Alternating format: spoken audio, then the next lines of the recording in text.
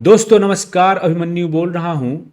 आज हम लोग फाइनली 70th बीपीएससी का मेंस का क्लास स्टार्ट कर रहे हैं। और जो क्लास स्टार्ट हो रहा है ऑफ कोर्स वो GS1 से स्टार्ट हो रहा है। GS1 में भी दोस्त हिस्ट्री से हम लोग स्टार्ट कर रहे हैं। और इसका रीज़न ये है, इतिहास से स्टार्ट करने का रीज़न ये है कि इतिहास बहुत ही ज़्यादा प्रेडिक्टेबल है। बहुत ही ज़्यादा प्रेडिक्टेबल। अगर क्वेश्चन देखोगे तो बार बार वही चीज़ वह रिपीट कर रहा है, एकदम ले दे के सेम चीज ही चली आ रही है हिस्ट्री में। अगर आप देखो, जैसे यहाँ पे हम लोग मौर्यन आर्ट से पढ़ेंगे, लेकिन कोई भी टॉपिक उठा लो हिस्ट्री का, 1857 का रिवोल्ट उठा लो आप, चाहे पाल आर्ट उठा लो, चाहे नॉन कोऑपरेशन मूवमेंट उठा लो, चाहे चंपारण सत्याग्रह उठा लो, चाहे संथाल रिवोल्ट उठा लो, चाहे बिरसा वाला उठा लो, सब जगह रिपीट ही हो रहे हैं क्वेश्चन। तो यहाँ पे हिस्ट्री में अगर आप देखोगे तो यहाँ पे टॉपिक्स भी रिपीट करते हैं। टॉपिक्स भी रिपीट कर रहे हैं कि भाई मौर्यन आर्ट से पूछेगा आज तो कल भी उसी से पूछेगा। और टॉपिक्स में कौन क्वेश्चन आ रहे हैं वो क्वेश्चन भी रिपीट हो रहे हैं दोस्त। तो इसीलिए हिस्ट्री बहुत ही प्रेडिक्टेबल है, बहुत ही सर्टेन है। अगर इसमें आपके पास में नोट्स बहुत अच्छा है, क्योंकि चूंकि प्रेडिक्टेबल है क्वेश्चन सब, तो नोट्स तो पहले ही से बहुत अच्छे से तैयार किया जा सकता है। तो आपके पास अगर नोट्स अच्छा है तो आप इसमें भर भर के नंबर लेके आ सकते हो। और ये हम आपको हिस्ट्री के थ्रू जब आप देखना हम पढ़ाएंगे तो आपको बता देंगे, आपको हम एकदम प्रूफ करके दिखा देंगे कि किस तरीके से अगर आपके पास नोट्स अच्छे हो, अंडरस्टैंडिंग अच्छा हो, आप रट के गए हुए हो, तो आपको नंबर दबा के आएगा। कोई माई का लाल नहीं रोक सकता है, बीपीएससी नहीं रोक सकता, बीपीएससी के चेयरमैन नहीं रोक सकते हैं आपको नंबर लेके आने से। ठीक है, तो अब देखिए यहाँ पे हम लोग जब हिस्ट्री की बात करते हैं तो एक क्रोनोलॉजी होती है, इतिहास की एक क्रोनोलॉजी होती है। और उसमें एंशियंट हिस्ट्री में अगर हम लोग देखें तो मौर्यन आर्ट सबसे पुराना जो टॉपिक है जिससे बीपीएससी क्वेश्चन पूछता है। सबसे पहले जो सबसे ओल्ड टॉपिक है वो क्रोनोलॉजी में वो मौर्यन आर्ट है, जहाँ से क्वेश्चन बीपीएससी पूछता है। बहुत ही इंपॉर्टेंट टॉपिक है। तो आज हम लोग मौर्यन आर्ट से स्टार्ट करेंगे दोस्त। और जहां तक रही मौर्यन आर्ट की बात, तो किस टाइप के क्वेश्चन पूछा है, देखो 48 बीपीएससी से क्वेश्चन आ रहा है मौर्यन आर्ट में। 42nd, 44th, 53rd, 60 से 62nd, 64th, 67th, 69th में भी आया। तो ये क्वेश्चन इससे बार बार आ रहा है। क्वेश्चन आ क्या रहा है कि डिस्टिंक्टिव फीचर बता दीजिए मौर्यन स्कल्पचर का। ठीक है, मेन फीचर बता दीजिए मौर्यन आर्ट का, सैलिएंट फीचर बता दीजिए मौर्यन आर्ट का, सैलिएंट फीचर बता दीजिए मौर्यन आर्ट का, लाइट इस पे थ्रो कीजिए, प्रकाश डालिए मौर्यन आर्ट पे, और इसका बिहार में इम्पैक्ट हमको बताइए। ठीक है, उसके बाद में features of Mauryan art architecture और इसका बुद्धिज्म से क्या रिलेशनशिप है। देख लो, मतलब रिपीट हो रहा है, फीचर फीचर फीचर।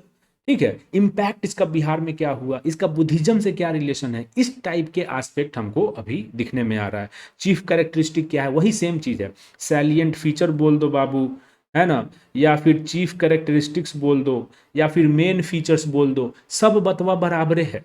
ठीक है, art and architecture of Mauryan period, इस पे आपको शॉर्ट नोट लिखना था 69th में। तो अगर आप क्वेश्चन देखोगे मौर्यन आर्ट से, मेरे दोस्त, मेरे बंधु, मेरे प्यारे लॉन्डो एवं सम्मानित महिलाएं, अगर आप क्वेश्चन देखोगे तो क्वेश्चन इसी तरीके से आ रहा है कि बिल्कुल प्रेडिक्टेबल है। अगर आपके पास नोट्स अच्छा है तो बिल्कुल अच्छा नंबर लाया जा सकता है। तो हम लोग क्या करेंगे, और ये जो लोग पहले से हमसे पढ़े हुए हैं उनको पता है कि हम लोग कोई भी टॉपिक जब करते हैं तो सबसे पहले हम लोग क्या करते हैं कि हम लोग करते हैं पीवाईक्यू का एनालिसिस कि क्वेश्चन आ कहाँ से रहा है। अरे मौर्यन आर्ट अगर आप पढ़ने जाओगे तो भाई हजारों हजारों पेज की किताब लिखी हुई है मौर्यन आर्ट पे। मौर्यन एम्पायर अपने जमाने का बहुत ही बड़ा empire, one of the magnificent empires of that time था। उस पर तो हजारों हजारों पेज की किताब लिखी हुई है। आप एल बासम को जाके पढ़ लो, आप कुमार स्वामी को जाके पढ़ लो, आप विद्या दहेजिया को जाके पढ़ लो। ठीक है, बहुत सारे आपको ऐसे किताब मिल जाएंगे जहां पे इसका बखान जो है रुकता ही नहीं है। लेकिन हमको क्या चीज से मतलब है, हमको उस 1000 पेज से मतलब नहीं है, हमको मतलब है कि कहां से क्वेश्चन आया है। इसलिए पीवाईक्यूज हमेशा गाइडिंग लाइट होता है दोस्त। और जब पीवाईक्यूज हम लोग एनालिसिस करते हैं तो हम ये पाते हैं कि ये क्वेश्चन पूछ कहां से रहा है। ये क्वेश्चन बस इन 3 एस्पेक्ट पे पूछ रहा है, और इसीलिए इन तीनों एस्पेक्ट पे हम प्रिपेयर करेंगे अपने नोट्स, और उसको रट के जाएंगे और उसके बाद आंसर लिख के आएंगे, जो कि बहुत बढ़िया आंसर होगा। तो टॉपिक्स अगर आप देखोगे तो मौर्यन आर्ट आर्किटेक्चर का क्या पूछ रहा है, फीचर या कैरेक्टरिस्टिक बता दो, सेम चीज है। उसके बाद में इसका बिहार में क्या इंपैक्ट पड़ा, क्योंकि हम बीपीएससी की जब तैयारी कर रहे हैं तो ये पता रहना चाहिए एनीवे, अगर क्वेश्चन नहीं भी पूछता तो भी थोड़ा सा ये पता रहना चाहिए कि इसका बिहार पे क्या इम्पैक्ट है। और ये तो खैर पूछा ही है तो और भी ज़्यादा पता रहना चाहिए। और इसका बुद्धिज्म से क्या रिलेशनशिप है। आपको पता है कि जब कलिंगा वार होता है, जब अशोक कलिंग वार में लाखों लाख लोग को मार देते हैं, उनकी सेना मार देती है, तो उसके बाद में उनको प्रायश्चित होता है।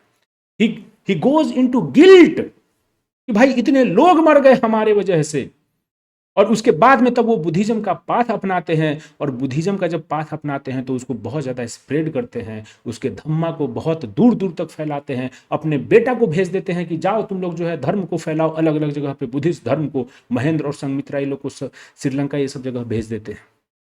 तो बहुत ही इंपॉर्टेंट कनेक्शन है मौर्यन आर्ट का और बुद्धिज्म का। तो ये सब थोड़ा सा आइडिया होना चाहिए। देखो, अगर आप हमसे पहले से पढ़े हुए हो तो आपको पता है, नहीं पढ़े हुए तो बता देते हैं, कोनो लोड लेने वाली बात है ये नहीं है।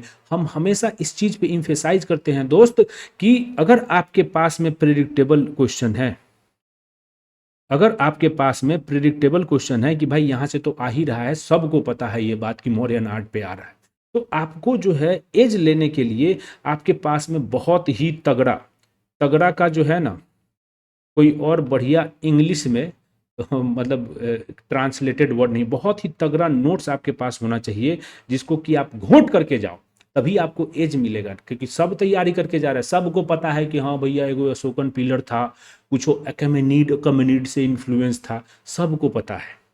लेकिन आप एज कैसे लोगे?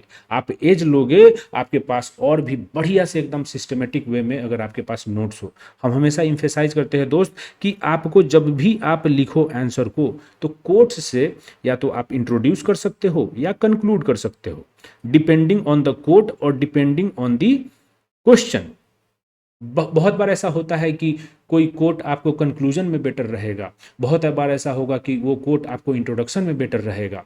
तो क्वेश्चन का क्या स्टेटमेंट है, ठीक है, क्या पूछ रहा है, उसके हिसाब से जो आपके पास कोट है उसका इंट्रोडक्शन या कंक्लूजन में आप यूज कर सकते हैं। हम लोग देखेंगे कैसे कैसे आगे आगे टॉपिक्स में, हर टॉपिक में हम आपको कोट देंगे और उसको आपको रट लेना है। कोट ऐसा चीज होता है कि बहुत ही सेंट्रल एक थीम होता है, आइडिया होता है, जो कि बहुत ही ब्यूटीफुल वर्ड्स में, मतलब गागर में सागर भरने वाली बात है, ठीक है, वो होता है कोट। और इसीलिए बड़ा इंपॉर्टेंट होता है। अगर आप उससे स्टार्ट करोगे तो एकदम एग्जामिनर का ध्यान जाता है, अरे बाप रे ये तो कोट रट के आया है, ठीक है। अब इसके बारे में कुछ आपको हम बात बताएंगे बाद में, जो सीक्रेट सब है कि कोट में कैसे जो है आप ब्लफ भी कर सकते हैं, वो सब बाद में, जब एक बार आप रट लोगे तब। अब देखो ये क्या है, कोट सब आपको 3 ठो हम यहाँ पे दे रहे हैं। तीनों याद करना जरूरी नहीं है, 2 गो याद कर लो, ठीक है। और 2 याद कर लोगे, कभी इंट्रोडक्शन में एगो कोट कर दो, कभी कंक्लूजन में कर दो, दोनों जगह कर सकते हो। अगर मान लो 38 नंबर का आपको क्वेश्चन आ जाता है तो एक इंट्रोडक्शन में भी लिख दो कोट, एक कंक्लूजन में भी लिख दो, कोई दिक्कत नहीं है, ठीक है। ये आरसी मजुमदार बहुत बड़े हिस्टोरियन हुए, इतिहासकार हुए हमारे देश के, और उन्होंने बोला है कि Mauryan art an artistic expression that transcends time stands as a testimony to the great cultural heritage of ancient India। जो मौर्यन आर्ट था वो अपने टाइम को ट्रांसेंड कर देता है। इट इज इमोर्टल आर्ट, जो कि अपने टाइम से बाउंड नहीं है। और ये जो है हमारा एक एंशियंट इंडिया का जो कल्चरल हेरिटेज है, उसका एक टेस्टिमनी के रूप में है कि Mauryan art is a testimony, कि इतना जो हमारे पास रिच कल्चरल हेरिटेज है उसका टेस्टिमनी है ये। तो बहुत ही अच्छा ये कोट है, इसको आप जरूर, अगर शॉर्ट नोट्स टाइप में आता है तो इसको जरूर कोट कर दो, इंट्रोडक्शन में लिखो या कंक्लूजन में लिख दो, काम चलेगा, ठीक है। तो ये सब याद कर लेने का है कि आर्टिस्टिक एक्सप्रेशन, ठीक है, उसके बाद में transcends time, great cultural heritage of ancient India, ये सब आप कीवर्ड्स पकड़ लोगे, उसके बाद में आपको याद हो जाएगा, ठीक है। दूसरा है आपका, एक है आर्कियोलॉजिस्ट जो कि खुदाई उदाई करते हैं, जॉन मार्शल, उनका कोट है कि द मैजेस्टिक पिलर्स। अशोका के टाइम में दोस्तों पिलर्स बहुत ज़्यादा फेमस होते हैं, ठीक है। अशोकन पिलर्स के बारे में हम लोग पढ़ेंगे नीचे, और आपको पता भी होगा कि कितने फेमस हुए अशोकन पिलर्स, अलग अलग जगह पे एकदम लंबा सा जो पिलर सब रहता था, मोनोलिथिक, जिसको कि हम लोग पिलर्स बोलते थे, एक ही स्टोन से काट पीट के उसको कार्व करके पिलर बनाता था। ऐसा नहीं कि 5 गो स्टोन के ऐसे करके और जोड़ दिया, 1 2 3 4 5, ऐसा नहीं, एक ही स्टोन को कार्व करके वो लोग बनाता था पिलर को। तो इसीलिए मोनोलिथिक, वन मोनो मतलब वन और लिथिक मतलब स्टोन, वन स्टोन का पिलर था वो सब। ठीक है, तो the majestic pillars and polished stone work. क्यों स्टोन वर्क बोल रहे हैं यहाँ पे? क्योंकि जब हम पढ़ेंगे तो आपको बताएंगे कि मौर्यन टाइम में ही पहली बार स्टोन जो है बहुत ही वाइड स्केल पे यूज होना शुरू होता है। जो भी आपकी बिल्डिंग्स है, जो भी आपकी कंस्ट्रक्शंस हैं, वहाँ पे स्टोन पहली बार मौर्यन टाइम में भी बहुत ही लार्ज स्केल पे यूज होना शुरू होता है। उसके पहले क्या यूज होता था दोस्त?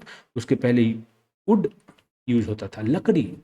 और लकड़ी आपको पता है, जैसे जिसका फूस उसका घर होता है, तो देखते हैं कि मतलब वो खत्म हो जाता है फूस का घर, ज़्यादा ड्यूरेबल नहीं रहता है ना। कम दाम लगता है लेकिन ड्यूरेबल भी नहीं रहता है। स्टोन अब ये सब का अगर आपको रहेगा स्ट्रक्चर तो ज़्यादा ड्यूरेबल रहेगा, ज़्यादा टाइम तक चलेगा। इसीलिए अगर आप देखोगे तो मौर्यन टाइम के पहले आपको ज़्यादा स्ट्रक्चर्स दिखते ही नहीं है। जब आप खुदाई करते हो, जब आर्कियोलॉजिस्ट लोग जाते हैं अलग अलग जगह एक्सकेवेट करते हैं, जब खुदाई करते हैं, तो उनको कुछ भी रिमेन्स मिलता ही नहीं है। वैदिक पीरियड के बारे में अगर हमको जानना है दोस्त, तो आपको पता है वैदिक पीरियड से हमारे पास में कुछ एक्सकेवेशन में मिले ही नहीं है, कुछ रिमेन्स ही नहीं मिले हैं। क्यों? क्योंकि वैदिक पीरियड में जो भी यूज हुआ, वुड हुआ, लकड़ी, ये सब हुआ, वो पेरिसेबल मटेरियल है, वो पेरिस कर गए टाइम के साथ में, वो बायोडिग्रेड हो गया, है ना। क्योंकि आपको पता है कि वो मिट्टी ऊपर आया ऐसे बढ़ते गया और उसके बाद में बायोडिग्रेड हो गया, कुछ बचा ही नहीं। वही इंडस वैली सिविलाइजेशन के टाइम में जो हम लोगों ने टाउन प्लानिंग किया, जो हम लोगों ने बॉन्ट ब्रिक्स यूज किया, वो सब जो है अभी भी प्रिजर्व्ड है। और इसीलिए हम लोग को पता चलता है हड़प्पा, मोहनजोदड़ो। क्यों? क्योंकि वो सब बॉन्ट ब्रिक्स का बनाया गया था, वो ड्यूरेबल था, वो हजारों साल तक जमीन के नीचे रहा, और जब खुदाई हुआ तो पता चला कि बाप रे बाप, ये तो बहुत बड़ा शहर था। लेकिन ऐसा चीज वैदिक पीरियड में नहीं है। मौर्यन टाइम में आपको, चंद्रगुप्त मौर्य के टाइम में वुड ही यूज होता था, लेकिन अशोक के टाइम में स्टोन का यूज काफी शुरू हो गया। इसीलिए हम लोग बोलते हैं यहाँ पे कि the polished stone work, the polished stonework of the Mauryan era stand as a testament to the dawn of monumental art in India। हमारे इस देश में अगर मॉन्यूमेंटल आर्ट के डॉन की बात करें, अगर उसके उदय की बात करें, तो ये जो है आपको मौर्यन टाइम में ही स्टार्ट होता है। जो पिलर्स हैं, जो स्टोन वर्क हैं मौर्यन एरा का, ये एक अलग टाइप के आर्ट का उदय कराता है। मॉन्यूमेंटल आर्ट, बड़े स्केल पे जो आर्ट है, उसका जो है यहाँ पे आपको शुरुआत होता है। तो बहुत ही इंपॉर्टेंट ये जॉन मार्शल का है, इसको आपको रटना है। ऐसे कैसे? The majestic pillars and the polished stone work of the Mauryan era stand as a testament to the dawn of monumental art in India, John Marshall archaeologist. ऐसे रटना है 5 बार 10 बार। The majestic pillars and the polished stone work of the modern era, ऐसे रटना पड़ेगा। यही है। आप जो है ज़्यादा रोमांटिसाइज करोगे प्रिपरेशन को तो दिक्कत होगा। इसमें आपको कुछ बहुत बड़का जो है ना, मतलब यहाँ पे ज्ञानी विद्वान लोग यहाँ पे नहीं चाहिए, और आते भी नहीं है। ज्ञानी विद्वान लोग ज़्यादा पढ़ाई वढ़ाई ये सब सिविल सर्विसेज में आते भी नहीं हुए, स्कॉलर बनते हैं, किताब उताब लिखते हैं, ठीक है। और नहीं किताब लिखेंगे तो कम से कम जो हमारे भारत में सबके अंदर में कवि कवि है, सब कोई कवि है इस देश में। श्रीलाल शुक्ल बोलते हैं राग दरबारी में कि सब कवि है। इसीलिए यहाँ पे डॉक्टर और इंजीनियर कम है, क्योंकि कवि है सब एकदम, मतलब नेचर से वी आर ऑल पोएट्स, ठीक है। हर कोई को लगता है कभी ना कभी कि साला गालिब जैसा तो हम भी लिख सकते हैं, कौन बड़ी बात है। दारू हमको कोई दे दे गालिब जैसा तो हम लिख देंगे। अभी हम इसलिए नहीं लिख पा रहे हैं क्योंकि दारू बंदी है, नहीं। तो एनीवे, ये आपको रटना है, रोमांटिसाइज नहीं कीजिए, मेमोराइज कीजिए। मेमोराइज करेंगे, मेंस में मैं आपको लिख के दे रहा हूँ, जो मेमोराइज कर लेंगे। हमारे पहले जो हमसे पढ़े हैं बहुत सारे लोग बहुत अच्छा अच्छा नंबर लेके आए, रैंक लेके आए, एंड सबको हम पहले भी यही बोलते थे। और सब लोगों ने, जिन लोगों ने अच्छा रैंक लाया, उनसे हमने जब पूछा तो यही उन्होंने बोला कि जो मेमोराइजेशन का चीज़ है वो तो करना ही है, कोई उसके अलावा कोई तरीका नहीं है दोस्त। आपको ये सब सपना में नहीं आएगा कि okay okay let me think of a quote about Mauryan art, I will become the John Marshall the archaeologist and I will think of a quote. नहीं आएगा, रटो। उसके बाद देखो तीसरा, अगर आप देखोगे तो उपिंदर सिंह बहुत ही फेमस हिस्टोरियन है, ये मैडम है, ठीक है, मतलब ये फीमेल हैं। बहुत सारे लोगों की उपिंदर सिंह ही गेव अ कोट लिख दोगे आप, ये फीमेल है तो शी होगा। ठीक है, Mauryan art and architecture reflect the empire's political stability. अगर आप मौर्याज के टाइम में देखोगे तो it was for the first time कि पूरा इंडियन सब कॉन्टिनेंट एक रूल में आ गया। It was for the first time. देखो, मैं हमेशा बोलता हूं कि मैप बनाना ये सब विल पावर का चीज है। आपको अगर मैं पूरा सब कॉन्टिनेंट की बात करूं तो आपको भी पता है कैसा मैप बनेगा, लेकिन बहुत बार लोग जो है नहीं बनाते वहां पे। ये हो गया, यही बनाना है मौर्यन एम्पायर में। और इसको जो है ऐसा कर दो, आप इतना छोड़ दो नीचे में, क्योंकि नीचे तक नहीं गया था। बस आपको इंडियन सब कॉन्टिनेंट में पाकिस्तान भी आ जाएगा उस समय का, अफगानिस्तान भी आ जाएगा, इधर बांग्लादेश भी आ जाएगा, हो गया, नेपाल उपाल ये सब आ जाएगा। तो इस तरीके से बस बनाना है। ठीक है, तो ये आप बना देना बस। अब ये यहाँ पे लिख दोगे फिगर मौर्यन अंपायर। ठीक है, अगर मौर्यन अंपायर पे क्वेश्चन आता है तो ये बनाने में आपको कितना ज़्यादा टाइम लग गया बताओ तो ज़रा, लेकिन अगर आप ये बना दोगे तो कोई भी एग्जामिनर इंप्रेस हो जाएगा। ठीक है, तो इसीलिए ये सब करना जरूरी है। तो ये पॉलिटिकल स्टेबिलिटी देता है, क्योंकि बहुत सारा रीजन को एक रूल के अंडर में लेके आता है, यूनिटी प्रोवाइड करता है, इकोनॉमिक प्रोस्पेरिटी देता है। इस टाइम में इकोनॉमिक प्रोस्पेरिटी होती है बहुत ज़्यादा, क्योंकि आपको देखोगे कि अर्बन सेंटर्स उभर के आ रहे हैं, महाजनपद का ये टाइम है। ठीक है, यहाँ पे बहुत ज़्यादा जो है बड़े लेवल पे जो किंग लोग हैं वो इकोनॉमिक चीज़ों को प्रमोट कर रहे हैं, है ना। तो इसीलिए बहुत ही इंपॉर्टेंट है। और ये क्या कर रहा है, indigenous tradition and external influences का ब्लेंड है, एक मिक्सचर है, जो हमारे देश की अपनी ट्रेडिशन है और बाहर से इन्फ्लुएंसेस जो है उनका एक ब्लेंड है। तो ब्लेंड कैसे है ये भी हम लोग देखेंगे कि कौन से एक्सटर्नल इन्फ्लुएंसेस है। और ये क्या करता है कि एक हाई स्टैंडर्ड सेट करता है फ्यूचर डायनेस्टी के लिए। दोस्तों थोड़ा सा समझना पड़ेगा, थोड़ा सा चीज़ें करना पड़ेगा। देखो, मेंस की तैयारी में एक बार आप समझो और उसके बाद में उसको रट लो, इसके अलावा और कुछ नहीं करना है। आई एम टेलिंग यू, इससे एकदम आपका मेंस क्लियर होगा। मैं खुद क्लियर किया हुआ हूं और आपको मैं बता रहा हूं, इससे आपका भी क्लियर होगा। ठीक है, आपका क्लियर होगा तो मेरा नाम होगा, हम काहे आपको झूठ बोलेंगे, है कि नहीं। अगर नहीं क्लियर कराना होता तो हम डेली जो है यही बोलते कि अरे ये कर लो वो कर लो। कोई ना कोई बहुत सारा जो है लाइव ये सब करके डेली बकैती ही करता है। ठीक है, लेकिन हमको क्लियर भी तो कराना है आपको। ठीक, अब देखिए क्या है, इंट्रोडक्शन की बात करते हैं। देखो, जब भी आप, हम जो भी आपको दे रहे हैं ना, मतलब ये रेडीमेड चीज़ है, पका हुआ चीज़ है। हम बोल रहे हैं दिमागे नहीं लगाओ आप, बस दिमाग इतना लगाओ आप कि जो क्वेश्चन आ रहा है दोस्त, जो क्वेश्चन आ रहा है एग्जाम में, उसको आप इंटरप्रेट अच्छे तरीके से करो। That is the only thing that I am asking from you, कि आप उसका इंटरप्रिटेशन अच्छे तरीके से करो। What is the demand of the question, demand आप समझ लोगे तो आप बॉडी पार्ट बना लोगे। बॉडी पार्ट जब आप बना लोगे तो उसके बाद में आपको यहाँ से कंटेंट उठा के फिट करने में कोई बड़ी परेशानी नहीं आएगी। इंट्रोडक्शन की बात करें तो the Mauryan empire was the first to bring much of the Indian subcontinent under a single rule. Mauryan empire वो पहला एम्पायर था जिसने कि बहुत सारे, लगभग पूरा इंडियन सब कॉन्टिनेंट को अपने रूल में लेके आ गया। और जब अशोक आते हैं, जब द ग्रेट अशोक, जब अशोक सम्राट आते हैं, तो मौर्यन आर्ट अपने जेनिथ पे होता है, अपने पीक पे होता है, अपने एकदम पिनाकल पे होता है। और ये क्या होता है, ये जब आता है तो एक ट्रांसफॉर्मेटिव फेज स्टार्ट होता है। ये सब कीवर्ड्स हैं, ये आपको लिखना है। ट्रांसफॉर्मेटिव फेज स्टार्ट होता है, एक ट्रांसफॉर्मेशन आता है। It is not the business as usual thing कि बस थोड़ा सा पेस बढ़ा दिया, नहीं, ट्रांसफॉर्म हो जा रहा है, क्रिएटिव डिस्ट्रक्शन हो रहा है। यहां पे संपीटर की जो क्रिएटिव डिस्ट्रक्शन वाली कॉन्सेप्ट है वो यहां पे हो रहा है। ट्रांसफॉर्मेटिव फेज आता है and large scale use of stones की वजह से। आपको मैंने बताया कि अशोक के टाइम में स्टोन्स आता है, मोनोलिथिक पिलर्स होता है, और इन सब का बहुत ही ज़्यादा लास्टिंग इम्पैक्ट है हमारे इंडिया के जो बाद के आर्टिस्टिक और आर्किटेक्चरल ट्रेडिशंस हुए, उस पर बहुत ही बड़ा इम्पैक्ट पड़ा। ये the use of polished stones and monolithic pillars during the time of Ashoka set up a transformative phase in the Indian art and culture scene. ठीक है, बहुत ही इंपॉर्टेंट है ये सब कीवर्ड्स, और इसके हिसाब से आप सेंटेंस बना लोगे, लेकिन ये कीवर्ड्स याद रखना, उसके आसपास में आप कर लोगे काम। अब देखो, थोड़ा सा हिस्टोरिकल कॉन्टेक्स्ट भी देना जरूरी है कि कैसे क्या हो रहा था। अगर आप देखोगे तो मौर्यन अंपायर आपको पता है कि उस समय में 16 महाजनपद, 5th-6th सेंचुरी BCE की अगर हम लोग बात करें, है ना, 5th-6th सेंचुरी BCE की बात करें दोस्त, तो इस समय में आपका वैदिक पीरियड खत्म हो रहा है। वैदिक पीरियड आपका 1500 से 500 के आसपास तक चला, है ना, लगभग।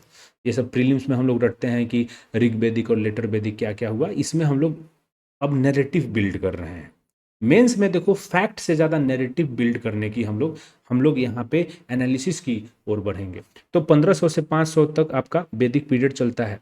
उसके बाद में आपका शुरू होता है महाजनपद का पीरियड, ठीक है, जहाँ पे अलग अलग सेंटर उभर रहे हैं, जहाँ पे अलग अलग सेंटर्स, बहुत ही पावर सेंटर्स उभर रहे हैं, और वो है आपका महाजनपद पीरियड। इसमें हम लोग पढ़ते हैं कि 16 महाजनपद टोटल होते हैं। बहुत सारे जो महाजनपद है, वज्जी हो गया, उसके बाद में मगध हो गया, उज्जैन हो गया, अवंती हो गया, कोशाल हो गया, बहुत सारे हैं, ठीक है। उसमें सबसे ज़्यादा जो इम्पोर्टेंट होता है वो हो जाता है मगध, और वो सब को हरा के और उसके बाद में वो एकदम विजेता बन जाता है। और उसी मगध पे अलग अलग डायनेस्टी रूल करते हैं, जिसपे कि एक क्वेश्चन भी आया था कि मगध पे कौन रूल किया था, आई थिंक नंद के बाद या किसी के बाद, ठीक है, जिसपे कि अभी भी डिबेट और डिस्कशन चल रहा है। तो उसी मगध पे मौर्य लोग भी आते हैं, चंद्रगुप्त मौर्य, बिंदुसार मौर्य, अशोक मौर्य, दशरथ मौर्य, ये सब उसी मौर्य डायनेस्टी जो कि मगध पे रूल करने के लिए एक डायनेस्टी आती है, उसी की ये मेंबर्स है, उन्हीं की बात हो रही है यहाँ पे। तो थोड़ा सा ये जरूरी है। अगर आप चंद्रगुप्त मौर्य की बात करेंगे तो ही वॉज द वन, वो पहले थे जिन्होंने मौर्य डायनेस्टी की स्थापना की। इन्होंने नंद डायनेस्टी को उखाड़ फेंका। धनानंद बहुत ही क्रूर शासक था। वो उसी के टाइम में, अगर आपको थोड़ा सा मैं और भी कॉन्टेक्स्ट दूं, तो 326 BC में अलेक्जेंडर उधर से आ रहा है ना, ये आपका है इधर, अलेक्जेंडर इधर से आ रहा है, और यहाँ पे आके ये यहाँ पे बैटल ऑफ हाइडैप्सिस होता है, जहाँ पे किंग पोरस या पोरू जो भी बोल दो आप, वो लड़ता है बहुत ही बहादुरी के साथ में अलेक्जेंडर से, और वहाँ पे हाइडैप्सिस के तट पे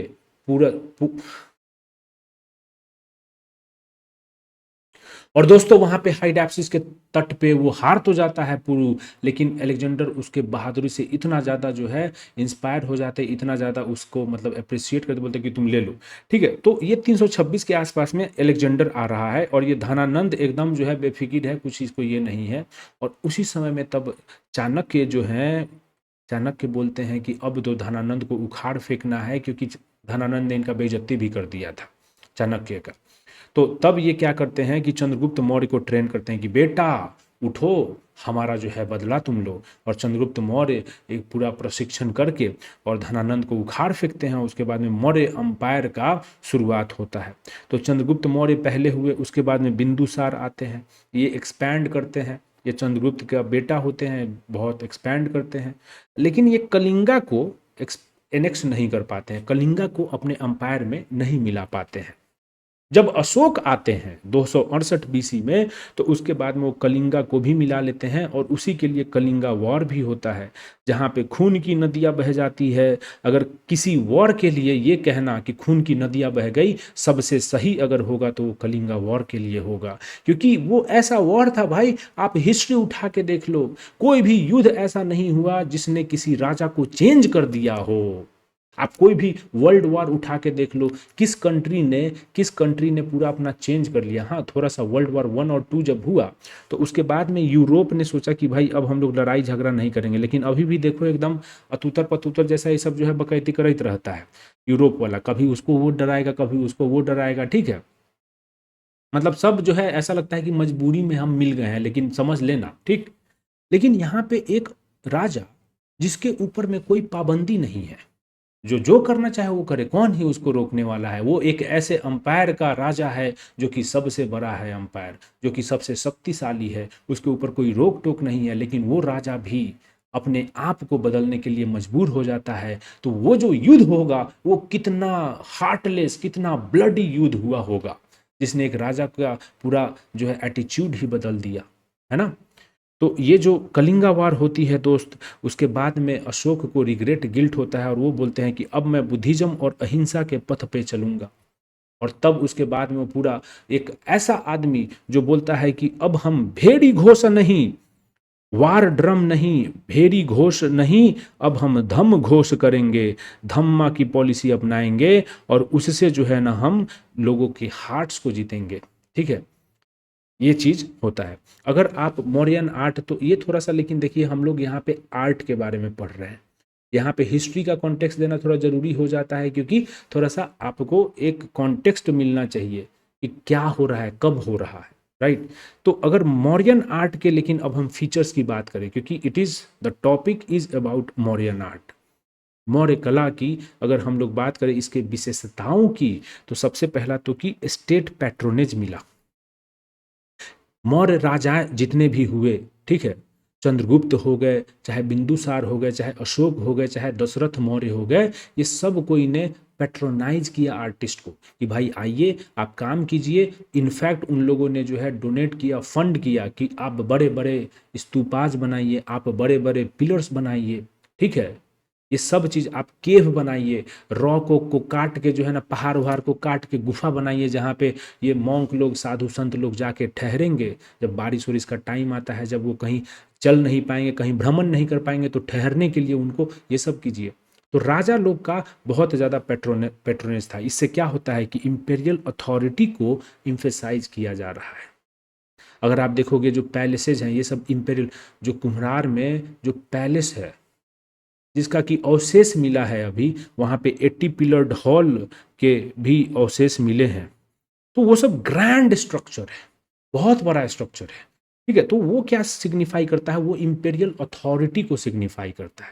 वो सिग्निफाई करता है कि भाई राजा या फिर जो भी स्टेट है बहुत ही ज़्यादा पावरफुल है, तो इसका मतलब कि सेंट्रलाइज्ड है गवर्नेंस, क्योंकि जब बहुत ज़्यादा पावरफुल हो जाता है राजा तो अपना ही चलाएगा, ठीक है। जैसे इंदिरा गांधी अगर बहुत ही ज़्यादा स्ट्रांग हो गई तो फिर सेंट्रलाइज्ड हो गया, केंद्रीकरण हो गया। उसी तरीके से अभी के टाइम में भी थोड़ा सा सेंट्रलाइज्ड हो गया था, क्योंकि जब ये होता ही है, जब ज़्यादा कोई मजबूत होता है तो सेंट्रलाइज्ड होगा। मटेरियल एक्सीलेंस है, अगर आप मौर्यन आर्ट के फीचर्स की बात करोगे कि इसकी विशेषताएं क्या थी, तो इनका इसका जो भी आर्ट ये सब देखोगे मौर्य टाइम का, तो उसमें आपको जो रिफाइनमेंट है, जो क्राफ्ट्समैनशिप है, वो बहुत ही तगड़े लेवल का मिलेगा। जो सैंड स्टोन का यूज किया गया है, जो स्टोन का यूज किया गया है बहुत ही पॉलिश्ड है। पहली बार स्टोन का यूज कर रहे हो, इतना पॉलिश्ड आप बना रहे हो। मोनोलिथिक पिलर से लोग बना दिए, एक ही स्टोन को कार्व करके आप जो है इतना बढ़िया बढ़िया चीज बना दिए, ठीक है। रिलीजियस इन्फ्लुएंस भी है मौर्यन आर्ट पे, रिलीजियस इन्फ्लुएंस तो बहुत ज़्यादा है। बुद्धिज्म जैनिज्म का तो है ना, और हिंदू थीम्स ये सब का, बुद्धिज्म का तो बहुत ज़्यादा है। बुद्धिज्म का इन्फ्लुएंस तो बहुत ज़्यादा है। हम लोग आगे में पढ़ेंगे कि किस तरीके से बुद्धिज्म ने पूरा इन्फ्लुएंस किया है, बुद्धिज्म ने पूरा किस तरीके से इन्फ्लुएंस किया है मौर्यन आर्ट को। जो स्तूपाज हम लोग पढ़ते हैं दोस्त, ठीक है, जो आपके पिलर्स हैं, पिलर्स पे क्या अशोका इंस्क्राइब करवा रहे हैं, किस टाइप का इंस्क्रिप्शन है। यही है ना कि भाई धम्म विजय, धर्म की नीति को जो है स्प्रेड कर रहे हैं। तो बहुत ही इंपॉर्टेंट है बुद्धिज्म, बहुत ही इंपॉर्टेंट है मौर्यन आर्ट में। हम लोग देखेंगे आगे में भी। क्राफ्ट्समैनशिप की हमने बात कर लिया कि बहुत ही मतलब एक्सीलेंट क्राफ्ट्समैनशिप यहाँ पे शो किया गया है आर्टिस्ट के द्वारा, एक्सीलेंट, ठीक है। जैसे अगर आप मान लो कि तोरानाज जो होते हैं, सांची स्तूपा मध्य प्रदेश में है दोस्त, उसका जो गेटवे होता है ना, उसको हम लोग तोरानाज बोलते हैं, ठीक है। आगे में जब स्तूपा हम लोग पढ़ेंगे तो आपको बताएंगे। तो वहाँ पे स्कल्पचर्स आपको, मतलब रिलीफ पे, उसके तोराना पे आपको स्कल्पचर्स, मतलब ऐसे कार्विंग आपको मिलेगा। और उसमें इतना बढ़िया से कार्विंग किया हुआ है कि भाई जैसे बुद्ध की माँ को, महामाया को ड्रीम आता है, एक एलिफेंट आता है सपने में। फिर उसके बाद में बुद्ध जो है अब जब 19-29 साल के उम्र में होते हैं तो वो घर बार छोड़ के चले जाते हैं, जिसको कि हम लोग महाविनिष्क्रमणा बोलते हैं। तो ये सब बहुत ही अच्छे से डिपिक्ट किया हुआ है इतने छोटे से पैनल में। तो ये बहुत ही ज़्यादा एक्सीलेंट क्राफ्ट्समैनशिप को शो करता है। अगर इन्फ्लुएंसेस की बात करोगे दोस्तों, तो फॉरेन इन्फ्लुएंस भी है। फॉरेन में एक्मेनिड और हेलेनिस्टिक। एक्मेनिड जो है ना, ये पर्शियन अंपायर था जो आज ईरान है, उसी में एक्मेनिड अंपायर भी था जो रूल करता था।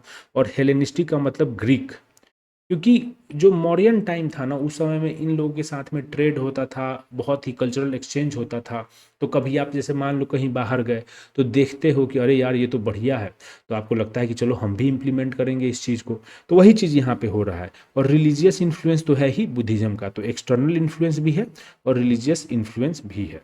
ठीक है, तो ये थोड़ा सा आपको पता रहना चाहिए कि मौर्यन आर्ट के फीचर्स क्या हैं इन जनरल। अब हम लोग उसके डिटेल में फीचर्स को तो समझेंगे ही, अलग अलग टाइप के जो भी मौर्यन आर्ट है उसके फीचर्स को। जैसे अगर मौर्यन आर्ट की बात करें तो इसको दो पार्ट में डिवाइड किया गया है, कोर्ट आर्ट और पॉपुलर आर्ट। कोर्ट आर्ट वो आर्ट है जो कि स्टेट पैट्रोनाइज कर रहा है, राजा पैट्रोनाइज कर रहा है। ठीक है, जैसे यहाँ पे हम लोग अगर बात करें तो जो सब्सिडी होता है, जैसे मान लो कि गरीबों की सेवा अगर करनी है, ठीक है, गरीबों का अगर उत्थान करना है, तो एक तो ये तरीका हो सकता है कि स्टेट का आप अधिकारी हैं और स्टेट जो भी स्कीम चला रही है उसको आप इम्प्लीमेंट कर रहे हैं, तो उससे जो है गरीबों का उत्थान हो सकता है।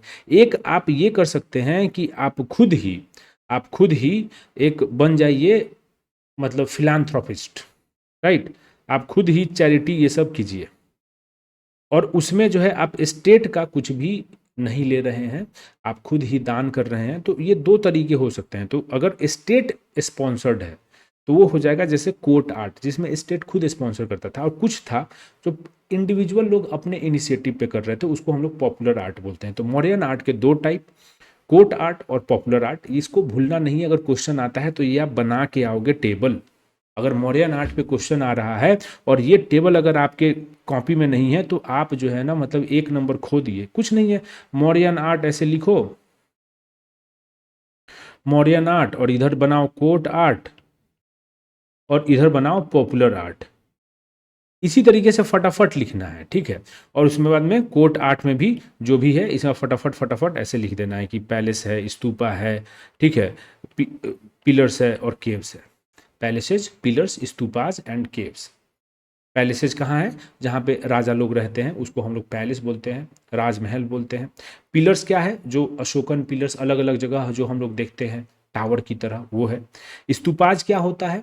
स्तूपाज अभी हम लोग देखेंगे कि कैसे जो है बुद्धा के जो भी अवशेष हैं, remains of Buddha after he passed away, उनके बॉडी के जो रिमेन्स हैं, अलग अलग अस्थि जो है, उस पे जो हम लोगों ने स्ट्रक्चर बनाया उसको स्तूपा बोलते हैं। और केव्स, जब आप किसी पहाड़ी को काट के उसके अंदर गुफा बनाते हो, तो ये सब कोर्ट आर्ट है, मतलब कि स्टेट के द्वारा पैसा दिया गया आर्टिस्ट लोगों को कि भाई ये सब बनाइए, क्योंकि ये सब बहुत ही महंगा चीज़ है और ये सब जो है किसी इंडिविजुअल लेवल से बनने वाली चीज़ नहीं है। उसी तरीके से अगर आप लेकिन पॉपुलर आर्ट देखोगे तो मतलब जो इंडिविजुअल लेवल पे पॉसिबल था, उसके लिए स्टेट की पैट्रोनेज की उतना ज़रूरत नहीं थी, जैसे छोटा लेवल पे ये होगा। स्कल्पचर हो गया, जो भी मूर्ति कला ये सब जो हम लोग देखते हैं, पॉटरी हो गया, है ना, जो भी पॉटरी में हम लोग बनाते हैं अलग अलग बर्तन वर्तन ये सब। उसके बाद में पेंटिंग हो गया, चित्रकला। तो इस तरीके से कोर्ट आर्ट और पॉपुलर आर्ट बहुत ही इंपॉर्टेंट है। तो दोस्तों अगर हम लोग कोर्ट आर्ट की बात करेंगे जो कि स्टेट पैट्रनेज के अंदर में डेवलप होता है, तो सबसे पहले देखेंगे हम लोग दोस्तों पैलेसेज। पैलेसेज में अगर आप देखोगे तो मौर्यन टाइम में कुम्हरार पैलेस हुआ। अगर आप अगम कुआं से नीचे उतरते हो और आपको स्टेशन वगैरह जाना हुआ हो तो आप इस बेसिकली कुम्हरार से ही गुजरते हो। मैं कुम्हरार में रहा हुआ हूँ पटना में, और मैंने ये कुम्हरार पैलेस वगैरह बहुत अच्छे से देखा है, ठीक है। लोगों को सुन के लगता है कि कुम्हार से रिलेटेड होगा, मतलब पॉटरी से रिलेटेड होगा, बट ऐसा है नहीं, ठीक है। ये अगर आप देखोगे तो चंद्रगुप्त मौर्य जो फाउंडर है मौर्य डायनेस्टी के, उन्होंने ही इस पैलेस को बनवाया था। पहले उन्होंने वुड में बनवाया, लेकिन बाद में अशोका के आने के बाद में स्टोन एलिमेंट्स इसमें यूज हुए हैं, ठीक है। और अगर आप देखोगे तो मैंने आपको बताया कि एक्मेनिड जो पैलेसेज हैं, जो पर्सिया में एक्मेनिड रूलर्स थे, उन लोगों ने भी बहुत बड़े बड़े पैलेसेज, राजमहल बनवाए। तो उनसे बहुत ज़्यादा इन्फ्लुएंस्ड था ये मौर्यन आर्ट। तो इसीलिए बड़ा ही इंपॉर्टेंट है। हम लोग जो उपिंदर सिंह ने बोला कि पॉलिटिकल स्टेबिलिटी दिया, इंडिजीनियस ट्रेडिशन और एक्सटर्नल इन्फ्लुएंसेस का एक ब्लेंड था। तो जो एक्सटर्नल इन्फ्लुएंस है दोस्तों वही है एक्मेनिड पैलेसेस, ठीक है। और ये जो आपका पैलेस है, ये मौर्यन अंपायर का स्प्लेंडर, मौर्यन अंपायर का माइट, मौर्यन अंपायर का ग्लोरी को शो करता था, रिफ्लेक्ट करता था। अब अगर हम लोग दोस्तों देखें कि जो पैलेस है, मौर्यन पैलेस है, उसके बारे में अलग अलग स्कॉलर्स ने क्या बोला, तो बहुत ही अच्छा अच्छा बात बोला है स्कॉलर्स ने। और जब भी अगर आप लिखो आंसर में तो ये सब लिखना है आपको, बिकॉज ये सब कीवर्ड्स हो जाते हैं जिससे आपको हमेशा नंबर ज़्यादा मिलेगा। तो जैसे मेगास्थनीज आपको पता है कि चंद्रगुप्त मौर्य के कोर्ट में ही थे, ये ग्रीक एम्बेसडर थे, है ना, ग्रीक एम्बेसडर सेल्यूकस निकेटोर के द्वारा जो है भेजा गया था इनको, ग्रीक एम्बेसडर थे। इन्होंने इंडिया में रह के और उस समय अपना जो भी इनका ऑब्जर्वेशन हुआ उस पर इन्होंने एक किताब लिखी इंडिका, जिसके कि पाठ पुर्जा में कुछ कुछ फ्रैगमेंट्स ऐसे मिलता है, पूरा इंडिका एक जगह बुक नहीं मिलता है, छोटा छोटा फ्रैगमेंट में कहीं कहीं पे कोट किया हुआ है इंडिका को, वहां से हमको पता चलता है कि मेगास्थनीज ने ये बोला था, ठीक है। और मेगास्थनीज आपको एक और चीज बता दे कि चंद्रगुप्त को इसने किस नाम से लिखा था, सैंड्रो कोटाज, सैंड्रो कोटाज, ठीक है। ऐसे ही बस टिडबिट आपको दे देते हैं कि कभी थोड़ा सा मज़ा भी आता रहे, क्योंकि देखो ठीक है नॉलेज और ये सब चीज़ें तो ज़रूरी है, बट उसमें थोड़ा सा ये सब जो है ना चीज़ें अगर रस अगर जुड़ जाए तो अच्छा लगता है। मेगास्थनीज क्या बोलते हैं कुम्हरार पैलेस के बारे में, वो बोलते हैं कि one of the greatest creations of Mankind. देखो एक सेंटेंस कितना इंपॉर्टेंट हो जाता है, आप इतना बड़ा जो है कभी कभी सम्मेलन में सब चीज़ कर दिए, ठीक है, कभी सम्मेलन में नहीं तो मैसेजेस में कितने कवि को आप पीछे छोड़ दिए होंगे, लेकिन कोई सुनने वाला नहीं है। तो इसीलिए अपना हुनर जो है उसको पहले साबित कीजिए, उसके बाद में हम रैंडम भी चीज़ बोलिएगा वो भी कोट बन जाएगा। तो मेगास्थनीज बोलता है कि one of the greatest creations of Mankind है कुम्हरार पैलेस।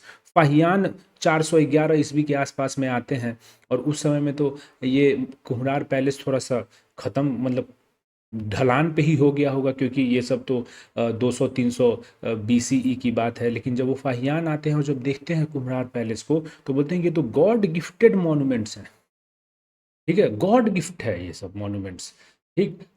और उसके बाद में एरियन हुए एक ग्रीक हिस्टोरियन, वो भी बोलते हैं कि जो चंद्रगुप्त का जो पैलेस है उसको आप एकमेनिड पैलेसेज जो हुए पर्सिया में, सूसा और एकबतना, उससे आप कंपेयर कर सकते हो, इतना बढ़िया है ये। तो ये तीन लोगों को जनरली कोट किया जाता है, मेगास्थनीज को दोस्तों, ठीक है, मेगास्थनीज को, फाहियान को और एरियन को। मेगास्थनीज ने क्या बोला कि one of the greatest creations of Mankind, ये बार बार आप पढ़ोगे, one of the greatest creations of Mankind. Fahien ने क्या बोला, गॉड गिफ्टेड मॉन्यूमेंट्स। और एरियन ने क्या बोला कि ये कंपेरेबल है एकमेनिड पैलेसेज ऑफ सूसा एंड एकबतना से ना।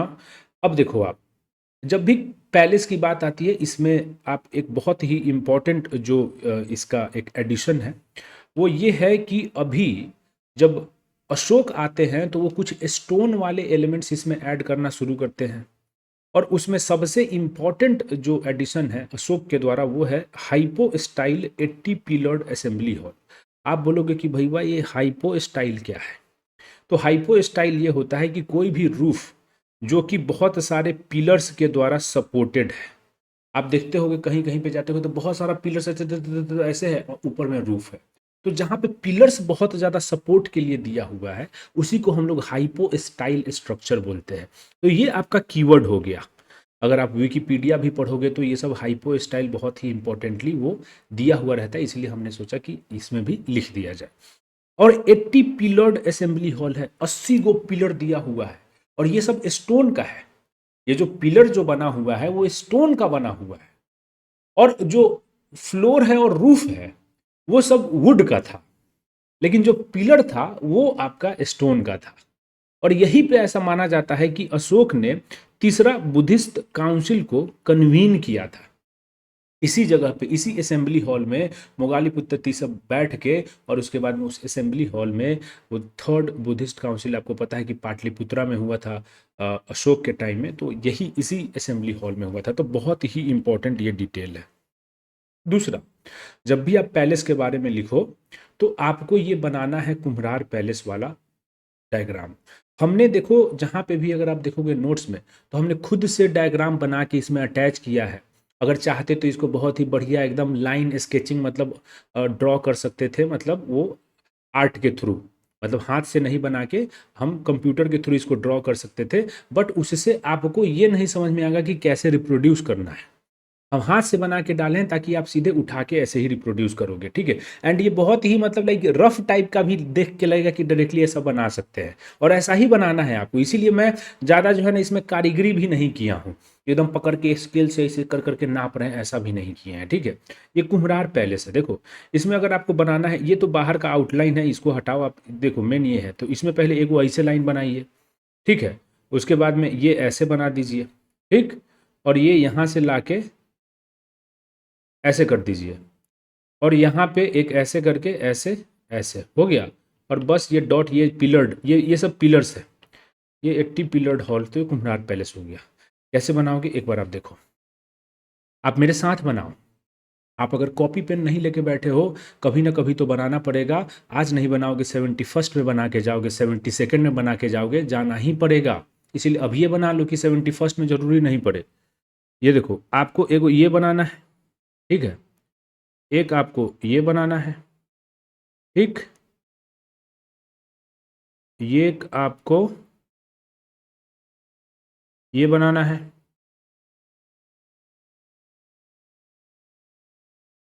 हम भी बना ठीक रहे हैं कि नहीं, बस ठीक बनाए हैं कि नहीं, हाँ देखो ठीक है। इतना हो गया, और इसके बाद में यहाँ पे फिगर में लिख देना है कि ये कुम्हरार पैलेस है। हो गया। कितना टाइम लगा, इसको घेर दो ऐसे, जो भी है आप जब वहाँ पे घेर लेना। तो इससे क्या होगा कि आपको थोड़ा सा मतलब एग्जामिनर को लगेगा कि चलो भाई ये रट के आया है। तो कुम्हरार पैलेस का भी आपने बना दिया। अब पैलेस हो गया कोर्ट आर्ट में। अब पिलर्स की बात करेंगे। पिलर्स जो है बहुत ही इंपॉर्टेंट है दोस्तों। अगर अशोका की बात करें तो अशोका बहुत ज़्यादा पिलर्स बनवाए। पिलर्स पे इनके अपने इंस्क्रिप्शंस हैं। जैसे जो स्टोन का पिलर जो होता है ना, ये सब देखो जो पिलर है दोस्त, ये जो पिलर है इस पे जो है ना खुदाई किया हुआ है, कुछ कुछ कुछ कुछ कुछ कुछ है ना। ब्रह्मी स्क्रिप्ट में, खरोष्ठी स्क्रिप्ट में, ये सब में खुदाई किया हुआ है। और वो सब ना मैसेज है, वो सब बुद्ध का मैसेज है, धर्म का मैसेज है कि भाई अहिंसा के पाथ पे चलो, एक दूसरे के साथ में सौहार्द बना करके रखो। ये सब चीज़ें उन लोगों ने, ये अशोक ने अपने पिलर्स पे खुदवाए हुए हैं, इंस्क्राइब करवाए हुए हैं। तो अगर आप अशोक के पिलर्स के बारे में अगर आप समझोगे कि किस तरीके का है, तो ये मोनोलिथिक स्ट्रक्चर है, ठीक है। ये क्या है, मोनोलिथिक स्ट्रक्चर है, मतलब कि एक स्टोन का ही ये बना हुआ है। और ये आपको स्टोन आ कहाँ से रहा है, चुनार सैंडस्टोन से। चुनार एक जगह है दोस्त, मिर्ज़ापुर, जो मिर्ज़ापुर बहुत ही फेमस हुआ वेब सीरीज, तो मिर्ज़ापुर जगह जो यूपी में है, उसी के पास में चुनार भी है, उसी में, ठीक है। और वहीं से ये सब स्टोन जो है मंगाया जाता था, और वहाँ से फिर जो है इसके अलग अलग अपना जो है कारीगरी करके और उसके बाद में पिलर बनाया जाता था। क्योंकि ये बहुत बड़ा था, आप देख रहे हो कोई भी पिलर्स वगैरह देखोगे तो बहुत बड़ा, देख के लगेगा कि भाई बाप रे बहुत बड़ी चीज़ है। तो ये माइट ऑफ द स्टेट, जो स्टेट का जो हुक्म है, जो स्टेट का जो पावर है, उसको ये सिंबलाइज करता था। क्योंकि इतना बड़ा पिलर कोई भी देख के जो है ना बोले oh my god I am in awe, right. तो वो माइट ऑफ द स्टेट को सिंबलाइज करता था। और इन पिलर्स पे इंस्क्रिप्शंस होते थे दोस्त। और वो इंस्क्रिप्शंस क्या होते थे, धम्म को स्प्रेड करने के लिए खुदाई किया गया रहता था, मैसेजेस दिए हुए रहते थे उस पे। और इसीलिए इसको धर्म स्तंभ भी बोलते हैं। इन पिलर्स को, अशोका के पिलर्स को धम्म स्तंभ भी बोलते हैं, पिलर्स ऑफ धर्म। क्योंकि इसके थ्रू अशोक क्या कर रहे हैं, इसके थ्रू अशोक बुद्धा के मैसेज को अलग अलग जगह लेके जा रहे हैं, स्प्रेड कर रहे हैं एमंग द पीपल, ठीक है। और इसके अलावे रॉयल ऑर्डर्स भी, जो भी ऑर्डर देना है, जैसे मान लो कि गजट नोटिफिकेशन, ठीक है, पीआईबी टाइप का, तो ये काम कर रही थी उस समय में अशोका के पिलर्स की। भाई कुछ अगर ऑर्डर भी देना है तो भी इसके थ्रू में इंस्क्राइब करवा के दे देते थे। अब इसके कुछ कुछ पार्ट्स होते थे। जनरली जब ये पूछ लेता है तो आपको बनाना पड़ता है पिलर इस तरीके से। अच्छा, बहुत सारे लोग बोल रहे थे कि आप जो हम 69th वाले कॉपी आपको जो मैंने दिखाया था, अच्छा बाय द वे जिन लोगों ने नहीं देखा है वो कॉपी, वो प्लीज़ आप देख लेना, बहुत ही इंपॉर्टेंट है, ठीक है। आपको थोड़ा सा पता चलेगा कि किस तरीके से लिखना है। तो वहाँ पे हमने ये पिलर बनाया था जिसमें ये लायन फिगर हमने ड्रॉ किया था, और हम ये 4-5 सेकेंड में ड्रॉ कर देंगे क्योंकि हम प्रैक्टिस करके गए थे। तो बहुत सारे लोग बोले थे कि कैसे आप बनाए थे, थोड़ा सा हमको भी सिखा दीजिएगा। तो इसका कुछ नहीं है दोस्त, हम बता देते हैं आपको कि किस तरीके से बनाना है। देखो आप लोग भी, इसीलिए मैं बोल रहा हूं कि कॉपी पेन नहीं उठा के रखोगे तो दिक्कत हो जाएगा। देखो कुछ नहीं है दोस्त, आप देखो ये,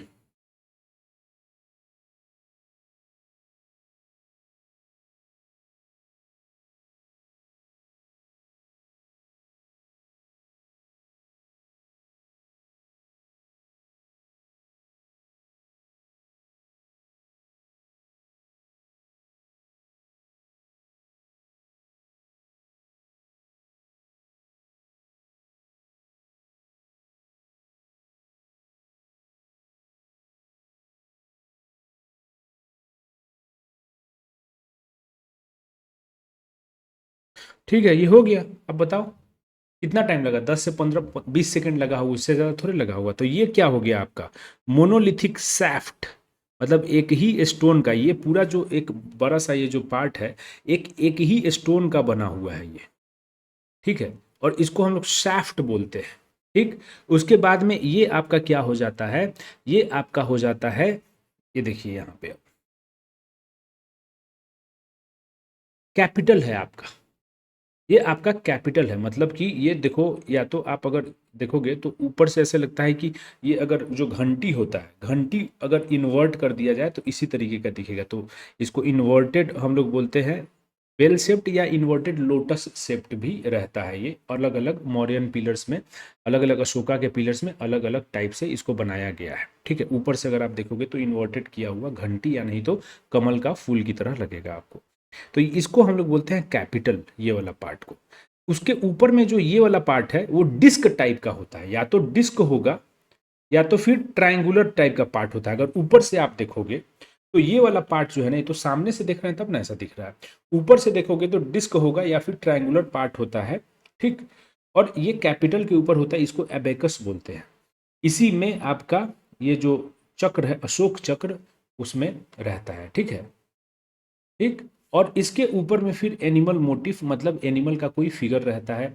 जैसे रामपुरवा वाला जो पिलर है, रामपुरवा आपका अशोकन पिलर है, और रामपुरवा हमारे बिहार में ही है, ठीक है। तो वहाँ पे क्या है आपको, वहाँ पे आपको बुल का ऊपर में एनिमल का फिगर है, कहीं कहीं पे लायन है, ठीक है। तो अलग अलग एनिमल का फिगर हो सकता है। तो चार मेन पार्ट हुए आपके पिलर के। एक तो सैफ्ट आपका हो गया जो मोनोलिथिक है, उसके ऊपर में कैपिटल है, उसके ऊपर में एबेकस है, और एबेकस के ऊपर में एनिमल है। इतना आप बना दोगे, अशोकन पिलर यहाँ पे फिगर करके दे दोगे, मोर देन इनफ हो जाएगा, ठीक है। और सबसे फेमस जो अशोक का पिलर हुआ वो सारनाथ हुआ दोस्त। सारनाथ वही जगह है जहाँ पे महात्मा बुद्ध को जब निर्वाण की प्राप्ति होती है, जब ज्ञान की प्राप्त होती है, जब उनको सारनाथ दोस्तों वही जगह है जहाँ पे जब महात्मा बुद्ध को मोक्ष की प्राप्ति होती है, जब निर्वाण की प्राप्त होती है, जब ज्ञान की प्राप्त होती है, तो उसके बाद में पहली बार वो जाते हैं। और सारनाथ में एक डियर पार्क है, वहाँ पे जाके अपने कुछ मतलब साथियों को ही उन्हें, दोस्तों सारनाथ वही जगह है जहाँ पे महात्मा बुद्ध को जब निर्वाण की प्राप्त होती है, जब उनको ज्ञान की प्राप्त होती है, जब वो सिद्धार्थ गौतमा से गौतम बुद्ध बनते हैं, जब वो बुद्ध हो जाते हैं, तब जाके सारनाथ में अपने कुछ पुराने मित्रों को बैठा के अपना नोबल एट फोल्ड पाथ बताते हैं, और चार नोबल ट्रूथ बताते हैं कि भैया इस जीवन में बहुत ज़्यादा दुख है, ठीक है। दुख का कारण क्या है, डिजायर, हम लोग बहुत ज़्यादा डिजायर करते हैं। इसका तरीका है दुख को हटाने का, और वो तरीका है एट फोल्ड पाथ। और वही सारनाथ चूंकि बहुत ही फेमस जगह हो गया, उसी को हम लोग बोलते हैं धर्म चक्र प्रवर्तन, क्योंकि ये जो पहला सरमन जो देते हैं उसको हम लोग बोलते हैं धर्म चक्र प्रवर्तन। और उसी को कॉमेमोरेट करने के लिए, उसी के यादगार में अशोक के द्वारा वहाँ पे सारनाथ पिलर बनाया गया। और वो जो सारनाथ पिलर बना, वहाँ पे ऊपर में अगर आप देखोगे तो ये वाला पार्ट जो लायन वाला पार्ट है, जो एनिमल मोटिफ की हम लोग बात कर रहे थे, तो ये ऊपर में देखोगे कि चार लाइन है, चारों दिशा में एकदम जो है ऐसे दिखा रहा है। और यहाँ पे जो एबेकस है, आप देख रहे हो एबेकस के नीचे ये कैपिटल है, कैपिटल के नीचे ये सैफ्ट है, ठीक। तो ये जो लाइन के नीचे जो एबेकस वाला पार्ट है, एबेकस तक बस हम लोग नेशनल एम्बलम का पार्ट बना लिए हैं। मतलब कि यहाँ तक जो अगर आप रखोगे तो this is national emblem, capital हटा के। और उसके नीचे सत्यमेव जयते लिखा हुआ रहता है, जो कि कहाँ से लिए हैं आप कमेंट में बता देना। ठीक। कैपिटल जो है इन्वर्टेड लोटस या बेल आपका है, सर्कुलर एबेकस जो है ना, यहाँ पे ये जो एबेकस है यहाँ पे आपको भेल मिलता है एनिमल्स। बी से आपको क्या हो जाएगा, बुल। एच से हॉर्स, ई से एलिफेंट और एल से लायन। ये प्रीलिम्स मटेरियल है, मतलब ये प्रीलिम्स स्पेसिफिक फैक्ट्स है, आप नहीं भी याद करोगे तो कोई दिक्कत नहीं है। आपको मैंने बताया कि बिहार में अगर पिलर्स की बात करें तो रामपुरवा आपको हो गया, वैशाली हो गया, लौरिया अरेराज हो गया, लौरिया नंदनगढ़ हो गया। ठीक है। अब देखो जब भी ऐसा आए ना तो आप फटाक से वो मैप बना दो। बिहार का मैप अगर जिसको नहीं बनाने आता है, आप मेंस की तैयारी कर रहे हो दोस्त, तो बहुत ही बड़े आप गलतफहमी में हो। You are not preparing for mains. Then Bihar का आपको एक रफ डायग्राम बनाने आना ही चाहिए। देखो हम आपको बता रहे हैं, बहुत आसान है। ऐसे एगो कर दिए और ऐसे एगो कर दिए, ठीक है। यहाँ पे ऐसे आके ज्वाइन कर दिए और यहाँ पे ऐसे कर दिए, बिहार का मैप हो गया। इसमें आपको कुछ नहीं करना है। वैशाली आपको पता है कि तिरहुत प्रमंडल में आता है, यहाँ पे कहीं पे है वैशाली। लौरिया अरेराज, अरेराज हमारे जिला चंपारण में आता है, यहाँ पे कहीं पे होगा। लौरिया नंदनगढ़, ठीक है, ये लौरिया नंदनगढ़ आपका इधर है वेस्ट चंपारण में, और रामपुरवा भी इधर है। तो ये बस आप ऐसे बना दिए और इसको बस आप ये कर दो कि ये हो गया आपका वैशाली, ठीक है, ये आपका हो गया अरेराज, ये आपका हो गया रामपुरवा और ये आपका हो गया नंदनगढ़। तो बस, और यहां पे लिख दोगे फिगर अशोकन पिलर्स इन बिहार, ठीक है। तो इतना अगर आप कर दोगे ना तो आपको एक्स्ट्रा नंबर मिलेगा। क्यों नहीं देगा वो, बिल्कुल देगा। ये सब आप नोट्स में वैल्यू एडिशन कर लोगे, ये मैं बता रहा हूं ताकि आप वैल्यू एडिशन बाद में कर लेना। तो पिलर्स के बारे में अगर हम लोग बोले तो आपको क्या समझ में आया, कि अगर पिलर्स की बात करें तो सबसे पहला आपको क्या समझ में आया, कुछ कीवर्ड्स। आपको हमेशा ही जब नोट्स रिवाइज करना होगा तो रिकॉल करना होगा तो आप कीवर्ड्स पे जाओ, कि अगर पिलर्स पे पूछ लेगा तो मैं क्या लिखूंगा। अच्छा, मोनोलिथिक है, ठीक है, और क्या है, और क्या है बताइए, वो और क्या है, एकेमेनिड इन्फ्लुएंस है इस पे। एकेमेनिड जो पर्सिया के पिलर्स ये सब हुए उससे इन्फ्लुएंस्ड है। और क्या है, माइट ऑफ द स्टेट ये डिनोट करता है। इसके 4 पार्ट है उसके बारे में आप बता दोगे, ठीक है, 4 पार्ट आप बता दोगे। उसके बाद में सारनाथ जो पिलर है उसका जो लायन कैपिटल है उसको हम लोगों ने क्या कर दिया है, लायन वाला जो है पार्ट को उसको हमने क्या कर दिया है, नेशनल एम्बलम बना लिया है, ठीक। और उसके बाद में आप बिहार में कहाँ कहाँ पे पिलर्स है उसका एक मैप बना दोगे। तो इतना कर लोगे तो that will be more than enough, ठीक। अब अगर हम स्तूपाज की बात करें दोस्त, तो स्तूपाज देखो हमने अभी पैलेसेज कर लिया, पिलर्स कर लिया, अब स्तूपाज पे आ रहे हैं। ये कोट आर्ट में स्तूपाज है तीसरे नंबर पे। स्तूपा की अगर बात करें तो आप देखो ये डोम शेप्ड का होता है, मतलब ये डोम इस तरीके का होता है, हेमी स्फेरिकल डोम इसको बोलते हैं, ठीक है। तो ये डोम शेप्ड का होता है ये स्तूपा, और इसको भी हम सिखाएंगे अभी आप लोगों को कि कैसे बनाना है, ठीक। बिना देखे हम भी बनाएंगे, कोई टेंशन नहीं लो आप, ठीक। तो ये डोम शेप्ड होता है और ये जनरली आपको बुद्धा के अवशेष के ऊपर में बनाया जाता है। होता क्या है कि जब बुद्धा का देहांत होता है, महात्मा बुद्ध का जब महापरिनिर्वाण हो जाता है, तो उसके बाद में उनकी जो अर्थी है उसके अवशेष को लेके अलग अलग जाने के लिए बहुत सारे राजा, बहुत सारे लोग जो है ना वहाँ पे पहुँचते हैं कि नहीं हम अस्थि को लेके जाएंगे, तो हम अस्थि को लेके जाएंगे, क्योंकि बहुत बड़े आदमी वो अपने जीवन काल में ही बन गए थे, ठीक है। तो अब क्या हुआ, जब अशोक बुद्धिज्म में कन्वर्ट होते हैं, देखो अशोक में और महात्मा बुद्ध के जीवन काल में 200 साल का अंतर है। अशोक बाद में आते हैं 200 साल, महात्मा बुद्ध 200 साल पहले जो है उनको महापरिनिर्वाण मिल चुका होता है। लेकिन जब अशोक आते हैं, जब वो बुद्धिज्म में कन्वर्ट करते हैं, तो वो बोलते हैं कि अब हम सारा जितना भी अलग अलग जगह अवशेष हैं बुद्ध के उसको हम इकट्ठा करेंगे और हम उसको क्या करेंगे कि वहाँ अलग अलग जगह रख के उसके ऊपर में हम स्तूप बनाएंगे। और यही जो स्तूप बना उसी को हम लोग बोलते हैं कि बहुत ही इंपॉर्टेंट स्ट्रक्चर है बुद्धिज्म के लिए, ठीक है। ये ऐसा नहीं है कि जो स्तूपा का निर्माण है ये अशोक के टाइम में ही शुरू होता है, ऐसा नहीं है। ये वेदाज के टाइम में, वैदिक पीरियड से ही चला आ रहा है। अगर आप वैदिक चैत्याज देखोगे, चैत्याज मतलब कि थोड़ा सा मंदिर टाइप का हम लोग समझते हैं, मोनास्टिक ये चीज़, बट अगर आप वैदिक टाइम में भी देखोगे तो बरियल माउंट्स की तरह यूज किया जाता था इसको, और इसी टाइप का स्ट्रक्चर होता था। लेकिन उसको जो है थोड़ा मॉडिफाई करके, और उसके बाद में अशोक क्या किए कि बुद्धा के अवशेषों पे उसको जो है स्तूप बनवाना शुरू कर दिए, और ये एक तरीके से बुद्धा के टीचिंग का एक सिंबल बन गया। ठीक है, पिलग्रिमेज साइट बन गया, क्योंकि भाई अब लोग बोलने लगे कि यहाँ पे बुद्धा के अवशेष है, यहाँ पे पॉजिटिव एनर्जी से पूरा वातावरण जो है एकदम तरंगे ही तरंगे, वो वाली चीज है यहाँ पे। ठीक है, ये सेंटर बन गया बुद्धिस्ट डिवोशन का, यहाँ बौद्ध जनों के तप का ये जो है जगह बन गया, जहाँ पे आके लोग वहाँ पे बहुत ही कड़ी तपस्या करते थे। और जो बुद्धिस्ट टेक्स्ट की माने, अलग अलग दीप वंश, महावंश, बहुत सारे बुद्धिस्ट टेक्स्ट हुए, वो अगर उनकी माने तो अशोक ने 84,000 स्तूपाज बनवाया था। पूरे ऑल ओवर सब कॉन्टिनेंट में 84,000 स्तूपा बनवाया। ठीक है, लेकिन थोड़ा सा एग्जैजरेटेड लगता है, बट इससे कम से कम ये तो इम्फेसाइज हो रहा है कि बहुत ही ज़्यादा लेवल, बड़े लेवल पे स्तूप का निर्माण हुआ है। अब फिर अगेन बात यही आती है कि स्तूप के क्या क्या पार्ट्स होते हैं। जैसे पिलर्स का हम लोगों ने पार्ट देखा कि भाई सैफ्ट है एक, उसके बाद में उसके ऊपर में क्या है आपका कैपिटल है, उसके ऊपर में एबेकस है, उसके ऊपर में एनिमल है। उसी तरीके से स्तूप का अगर पार्ट देखोगे तो तोराना है। तोराना क्या होता है? ये गेटवे, ये जो गेट होता है दोस्त, ये देखो, ये जो गेट होता है जिससे आप अंदर जाते हो, उसको हम लोग तोराना बोलते हैं।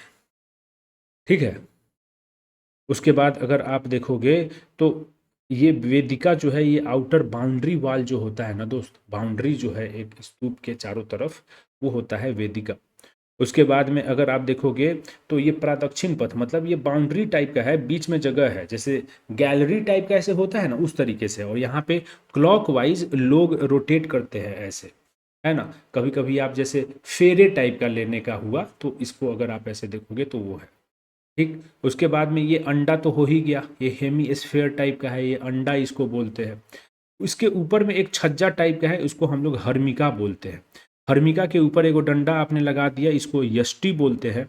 और इस यष्टि में 3 गो ऐसे छड़ी इंटीना की तरह निकाल दिया, इसको छतरी बोलते हैं। और ये छतरी 3 क्यों है? क्योंकि ये 3 रत्नाज ऑफ बुद्धिज्म, बुद्धिज्म में 3 रत्न जो है कंसिडर किए जाते हैं। बुद्धम शरणम गच्छामि, धम्मम शरणम गच्छामि, और तीसरा क्या है? संघम शरणम गच्छामि। ठीक है, तो बुद्ध के शरण में हम जा रहे हैं, हम धम्म के शरण में जा रहे हैं, हम संघ के शरण में जा रहे हैं। संघ जो बुद्धिस्ट कम्युनिटी होती थी उसके शरण में। तो कभी भी अगर आप विपश्यना करने जाओगे, मैं 3 बार विपश्यना में गया हुआ हूँ। ठीक है, विपश्यना अगर आप करने जाओगे दोस्त, तो वहाँ पे ये आपको बहुत ही बसता हुआ मिलेगा। बुद्धम शरणम गच्छामि, धम्मम शरणम गच्छामि, संघम शरणम गच्छामि। तो वो 3 जो यहाँ पे डंडा है, ये छत्रीज, ये त्रिरत्नाज बुद्धिज्म के रिप्रेजेंट करते हैं। तो उसी तरीके से वेदिका आपने देख लिया, बाउंड्री वॉल है। प्रदक्षिण पथ हमने बताया ना कि ये ऐसा गैलरी टाइप का है, सरकम एम्बुलेट करने के लिए, मतलब ऐसे फेरे लेने के लिए पाथवे टाइप का होता है। अंडा मैंने आपको बता दिया हेमी स्फेरिकल डोम है। हर्मिका मैंने आपको बता दिया कि जो ऊपर में स्क्वायर रेलिंग टाइप का होता है, स्क्वायर रेलिंग टाइप का ऐसे ढका हुआ होता है टॉप पे, और उसके ऊपर में यष्टि है और छतरी है। ठीक, अब इसको आप कैसे ड्रॉ करोगे? स्तूप को ड्रॉ करने का बहुत ही आसान है, देखो आप, मैं बताता हूँ, नीचे आ जाओ। तो दोस्तों अब हम आपको सिखाएंगे कि किस तरीके से स्तूपा को ड्रॉ करना है। बहुत ही आसान है, कुछ नहीं करना है, ऊपर से आपको स्टार्ट करना है। ऊपर से जो आपने देखा था हर्मिका, हर्मिका के नीचे ऐसे हेमी स्फेरिकल डोम बना दिया आपने। ठीक है, और ये आपका बन गया हर्मिका, है ना, जो ऊपर में स्क्वायर रेलिंग टाइप का था, ऊपर में उसके एक डंडा था जो यष्टि था, और ये 3 गो आपने डंडा त्रिरत्ना छतरी के लिए निकाल दिया। अब यहाँ पे फिर आपने क्या किया कि एक बड़ा सा रेलिंग टाइप का ऐसा बना दिया, बस रेक्टेंगुलर, कुछ नहीं करना है। और यहाँ से एक उठाया ऐसे आर्क टाइप का मारा, और फिर थोड़ा आगे बढ़ा के यहाँ भी एक रेक्टेंगुलर ऐसा मार दिया। और इसके बाद में यहाँ पे आपने क्या कर दिया, ये गेट बना दिया। गेट के लिए एक डबल पैरेलल लाइन चला दो, कोई दिक्कत नहीं है। ठीक है। और ऐसे ये हो गया आपका। इसको आप बस, क्योंकि ये बाउंड्री है ऊपर वाला, ठीक है, स्टेयर चढ़ के ऊपर चढ़ना होता है अगर आप देखोगे तो ये हो गया। यहाँ पे स्टेयर भी रहता है, जैसे गेट से एंटर करोगे इधर से तो स्टेयर चढ़ के यहाँ पे आप पहुँचते हो और फिर यहाँ पे आप चक्कर लगाते हो, लेकिन ये स्टेयर बनाने की ज़रूरत नहीं है, दोनों तरफ ऐसे होता है। ठीक, तो इसको आप ऐसे बाउंड्री ये बना दिए, ये आप बाउंड्री बना दिए। और अब आपको क्या करना है कि यहाँ पे चूंकि तोराना जो ये गेट है ना, ये चारों दिशा में रहता है दोस्त, तो ये आप चारों दिशा में बना दिए। ठीक है, ये तोराना जैसे रिप्रेजेंट कर रहा है। अब बस इसका आपको नामकरण कर देना है और कुछ नहीं करना है। जैसे ये आपका हो गया तोराना, ये आपका हो गया अंडा, ये आपका हो गया हर्मिका, ये आपका हो गया छतरी, ये आपका हो गया प्रदक्षिण पथ, ये आपका हो गया वेदिका जो बाउंड्री है। हो गया, बन गया स्तूपा। यहाँ पे आप लिख दो फिगर सांची स्तूपा, फिगर सांची स्तूपा।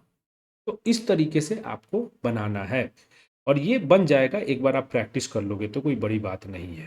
ठीक है, तो अब स्तूपा का मैंने आपको बता दिया ये सब क्या क्या है। एग्जाम्पल्स में सांची स्तूपा बहुत ही इंपॉर्टेंट एमपी में है। ठीक, वरहूत स्तूपा भी एमपी में ही है, धौली शांति स्तूपा उड़ीसा में है, और धामेक स्तूपा सारनाथ यूपी में है, जहाँ पे सारनाथ, जहाँ पे बुद्ध ने पहला अपना सरमन दिया था। तो सांची स्तूपा को UNESCO world heritage site consider किया जाता है, उसको वर्ल्ड हेरिटेज साइट के लिस्ट में ऐड किया गया। अशोका ने इसको बनाया, लेकिन उसके बाद के जो भी रूलर्स आए, जो भी डायनेस्टी, जैसे सुंगा आए तो सुंगा ने भी इसमें जो है मॉडिफिकेशन कराया। उसके बाद में सतवाहनाज में गौतमी पुत्र सतकर्णी, उसने भी आके उन्होंने भी इसमें मॉडिफिकेशन कराया। इसके अगर आप तोरानाज देखोगे ना, तो तोरानाज में बहुत बढ़िया जो है ना कार्विंग की हुई है, और उसमें जातका स्टोरीज कार्व्ड है। जातका स्टोरीज का मतलब बुद्ध के अपने जो पुराने बर्थ के जो स्टोरीज हैं वो उस पर कार्व की हुई है। ठीक है, तो जातका स्टोरीज कार्व्ड ऑन दी तोरानाज जो गेटवे है। और उस पर में आपने देखा कि ट्रिपल एम्ब्रेला, ये जो छतरी है, बुद्ध धम्म और संघ को रिप्रेजेंट करता है, त्रिरत्नाज ऑफ बुद्धिज्म।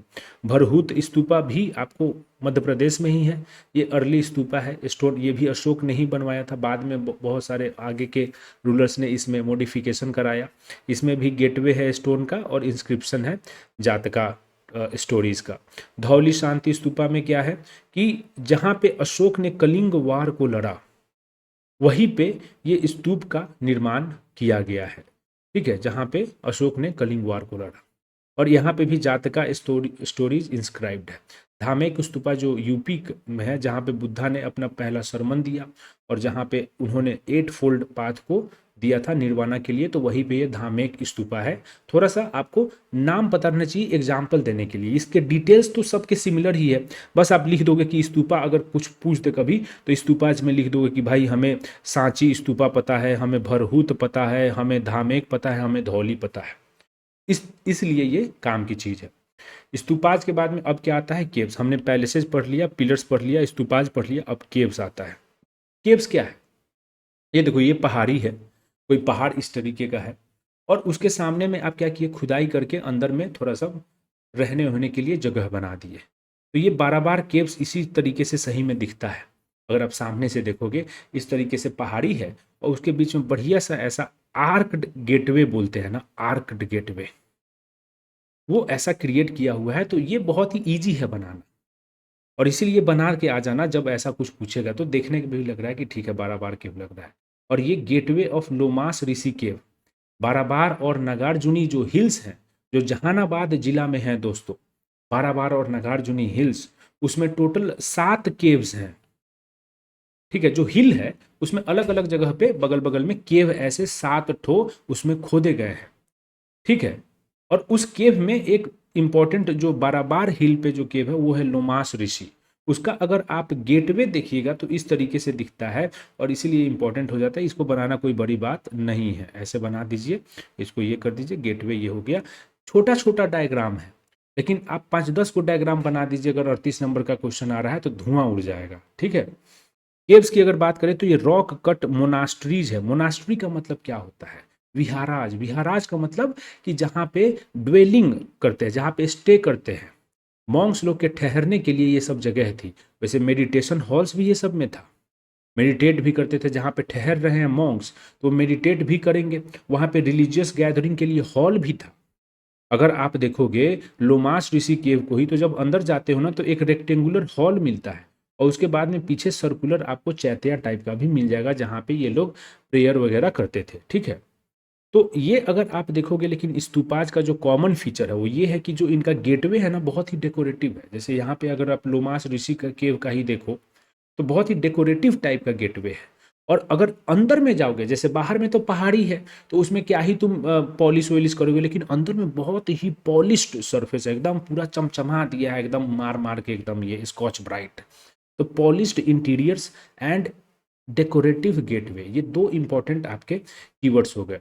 वॉल्स पे, इसके दीवालों पे अंदर में इंस्क्राइब किया गया अलग अलग चीज, रिलीजियस कॉन्टेक्स्ट। जैसे मान लो कि जहानाबाद में आपके दो हिल्स है, एक तो बाराबार हो गया, दूसरा नगार्जुनी हो गया। अब बाराबार में 4 केव्स हैं, ये देखो जो अशोका ने बनवाए। तो उसमें 4 केव्स कौन कौन से? लोमास ऋषि हो गया, विश्वकर्मा हो गया, सुदामा हो गया और करण चौपार हो गया। तो ये जो लोमास ऋषि और ये सब जो है, तो कहीं किसी किसी में जैसे ये दिया हुआ है कि जैसे अब मान लो कि जो नागार्जुनी केव्स है, बाराबार एंड नागार्जुनी केव्स जो है, तो नागार्जुनी वाला जो केव है, जितने भी 3, वो अशोक के ग्रैंड सन दशरथ ने बनवाया, दशरथ मौर्य ने। तो उसका नाम है गोपी का कुभा, बदीती का कुभा, वापिया का कुभा। याद कर लो, लिख देना, सही में नंबर दे देगा। तो अब यहाँ पे ना इंस्क्राइब किया हुआ है कि भाई ये आजीविका सेक्ट के लिए हम लोग दे रहे हैं। तो ये सब चीज़ें जो है ना आपको इंस्क्रिप्शंस मिल जाएगा, जिससे कि थोड़ा सा कॉन्टेक्स्ट पता चलता है। ठीक है, तो केव्स के बारे में अगर हम लोग देखें दोस्त, तो केव्स अगर आप देखोगे तो ऐसा नहीं है कि बस बुद्धिस्ट मॉन्क्स के लिए ही ये केव्स को काट के बनाया जा रहा है। इसमें ठहर सकते थे और भी कोई भी साधु संत है। मोस्ट इम्पोर्टेंटली जो आजीविकाज हैं वो भी इसमें ठहर सकते थे, कोई दिक्कत नहीं है। अब बाराबार और नागार्जुनी केव्स जो हमारा जहानाबाद बिहार में है, बहुत ही इंपॉर्टेंट है। बाराबार में आपके टोटल 4 और नागार्जुनी में टोटल 3 केव्स। बाराबार वाले केव क्या है? लोमास ऋषि, विश्वकर्मा, सुदामा और करण चौपार। ठीक है, अगर आप देखोगे लोमास ऋषि का थोड़ा सा क्योंकि ज़्यादा इंपॉर्टेंट है, तो चैत्या आर्क इसका है एट इंट्रेंस। ये जो आर्क टाइप का है ना, ये इंट्रेंस पे रेक्टेंगुलर इंटीरियर हॉल, अंदर में जाओगे तो रेक्टेंगुलर, हमने बोला था ना कि रेक्टेंगुलर इंटीरियर हॉल, और लास्ट में एक सर्कुलर चेम्बर टाइप का ऐसा आपका है। तो इस तरीके से भी लोग एक बना देते हैं स्ट्रक्चर केव का। ठीक है, तो ये अब देखो मैं ये बता रहा हूं ना कि जैसे मान लो केव आर्किटेक्चर पे क्वेश्चन पूछ दिया, जनरल एकदम क्वेश्चन पूछ दिया आपको, and you don't know anything about the cave architecture, तो ये जो लोमास ऋषि के बारे में आपको पता है वही लिख दो। देखिए लगभग सिमिलर ही रहता है, ये सब होता है ब्लफिंग करना, मतलब ये नॉलेजेबल इन्फॉर्म्ड ब्लफिंग है। जैसे मान लो केव आर्किटेक्चर के बारे में पूछा, हमको बस इतना ही पता है, तो हम बोलेंगे कि अरे केव जो है ना उसमें क्या होता था कि पॉलिश्ड इंटीरियर्स होता था। ठीक है, पॉलिश्ड इंटीरियर्स होता था भाई, गेटवेज डेकोरेटिव होता था, गेटवेज डेकोरेटिव होता था। उसके बाद में हम क्या लिखेंगे कि अंदर में रेक्टेंगुलर हॉल होता था। ठीक है, उसके बाद में circular chamber at the back होता था। ठीक है, उसके बाद में हम क्या लिखेंगे कि ये जो केव्स बने हुए हैं, ठीक है, इतना जो है, बाकी हमको अभी कुछ याद आया था, आई जस्ट फॉरगॉट। ठीक, हाँ, और ये बहुत सारे मतलब ये ड्वेलिंग प्लेसेस जनरली थे कि किस चीज़ के लिए केव यूज करते थे, ड्वेलिंग प्लेसेस के लिए। ठीक है, मतलब ठहरने के लिए। इतना लिख के आप बस उसके बाद लिख दोगे कि एग्जाम्पल, एग्जाम्पल क्या हो जाएगा? Barabar and Nagarjuni caves in Jehanabad Bihar. ठीक है, तो इससे क्या होगा ना कि जो आपके पार्टिकुलर इन्फॉर्मेशन था बस लोमास ऋषि के लिए, उसको आप जनरल इन्फॉर्मेशन बना दिए और एग्जाम्पल दे दिए, एकदम पूरा फुल नंबर जितना हाईएस्ट होगा उतना मिलेगा इसमें आपको, आई एम टेलिंग यू। तो this is how you have to use the particular information, particular information and use it as a general information। ठीक है, यही आपको करना है, बहुत ही इंपॉर्टेंट ये स्किल है जो आपको सीखना पड़ेगा। अब उसके बाद में आप देखो, हमने कोट आर्ट में पैलेस पढ़ लिया, पिलर्स पढ़ लिया, स्तूपाज पढ़ लिया और केव्स पढ़ लिया। सब में हम लोगों ने देखा एग्जाम्पल, पैलेस में कुम्हरार पैलेस देख लिया, उसमें मेगास्थनीज, फाहियान, एरियन ने क्या बोला। पिलर्स में हम लोगों ने देखा अशोका के अलग अलग जगह पिलर्स जो है उसको हम लोगों ने देखा, है ना, कि जो रामपुरवा का है, सारनाथ का है, ये सब का जो है। स्तूपाज हमने देखा कहाँ कहाँ पे है, बारह बारह नागार्जुनी सबसे इम्पोर्टेंट। और सॉरी, स्तूपाज जो है वो सांची स्तूपा, भरहुत, ये सब। और केव्स हमने बारह बार नागार्जुनी वाला देख लिया। अब पॉपुलर आर्ट हम लोग देखने वाले हैं जो कि इंडिविजुअल इनिशिएटिव से चल रहा था।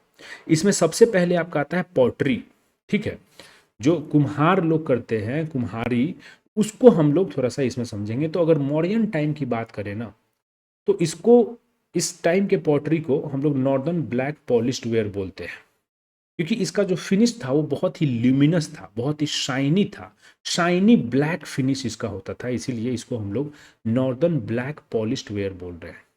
इसमें यूज क्या किया जाता था, व्हील थ्रोइंग टेक्निक। अरे जो कुम्हार लोग जो गांव में करते हैं, ऐसे ऐसे चलाते रहते हैं, उसी को व्हील थ्रोइंग टेक्निक बोलते हैं अंग्रेजी में, इतना आप समझ लो, ठीक। यूजेज इसके क्या थे, डोमेस्टिक यूजेज भी लोग करते थे, कुछ मतलब रखने के लिए, कुछ सामान आपका स्टोर करना है, कुछ बाकी यूज करना है, खाना वाना ये सब के लिए। और रिचुअल भी यूजेज होते थे, जैसे अभी हम लोग हड़िया वगैरह जो है रिचुअल्स में यूज करते हैं, तो वहाँ पे भी उसी तरीके से सीन था। अगर आप देखोगे कि क्या क्या चीज़ें ये लोग जो है बनाते थे, तो जार्स हो गया, वेसेज हो गया जिसमें कुछ स्टोर करना है, ह्यूमन के फिगर्स भी इस पॉटरी में बनाते थे, एनिमल्स भी बनाते थे, भगवान लोग को भी बनाते थे। और अगर आप इनके जो है पॉटरी को देखोगे तो बहुत ही रिफाइंड पॉटरी है, और इसीलिए इनके एस्थेटिक्स के बारे में भी पता चलता है कि कितना जो है हाई लेवल का इनका एक्सीलेंस है। और फंक्शनैलिटी के बारे में भी, कि भाई आप किस टाइप का चीज़ बना रहे हो, और उससे पता चलता है कि आप क्या यूज कर रहे हो, राइट। तो इसीलिए ये पॉपुलर आर्ट भी बड़ा ही इंपॉर्टेंट है समझने के लिए उस टाइम के बारे में। पॉटरी आपने देख लिया, उसके बाद में दूसरा क्या है, स्कल्पचर। स्कल्पचर मतलब क्या होता है कि मूर्ति कला, मूर्ति बना रहे हो अलग अलग जो है कार्व करके। जनरली क्या होता है कि माटी का मूर्ति बनाते हैं। अगर आप ये पढ़ोगे, राम वृक्ष बेनीपुरी की एक किताब है, माटी की मूर्तें, ठीक है, बहुत ही अच्छी किताब है, कभी आपको टाइम मिले तो पढ़ना।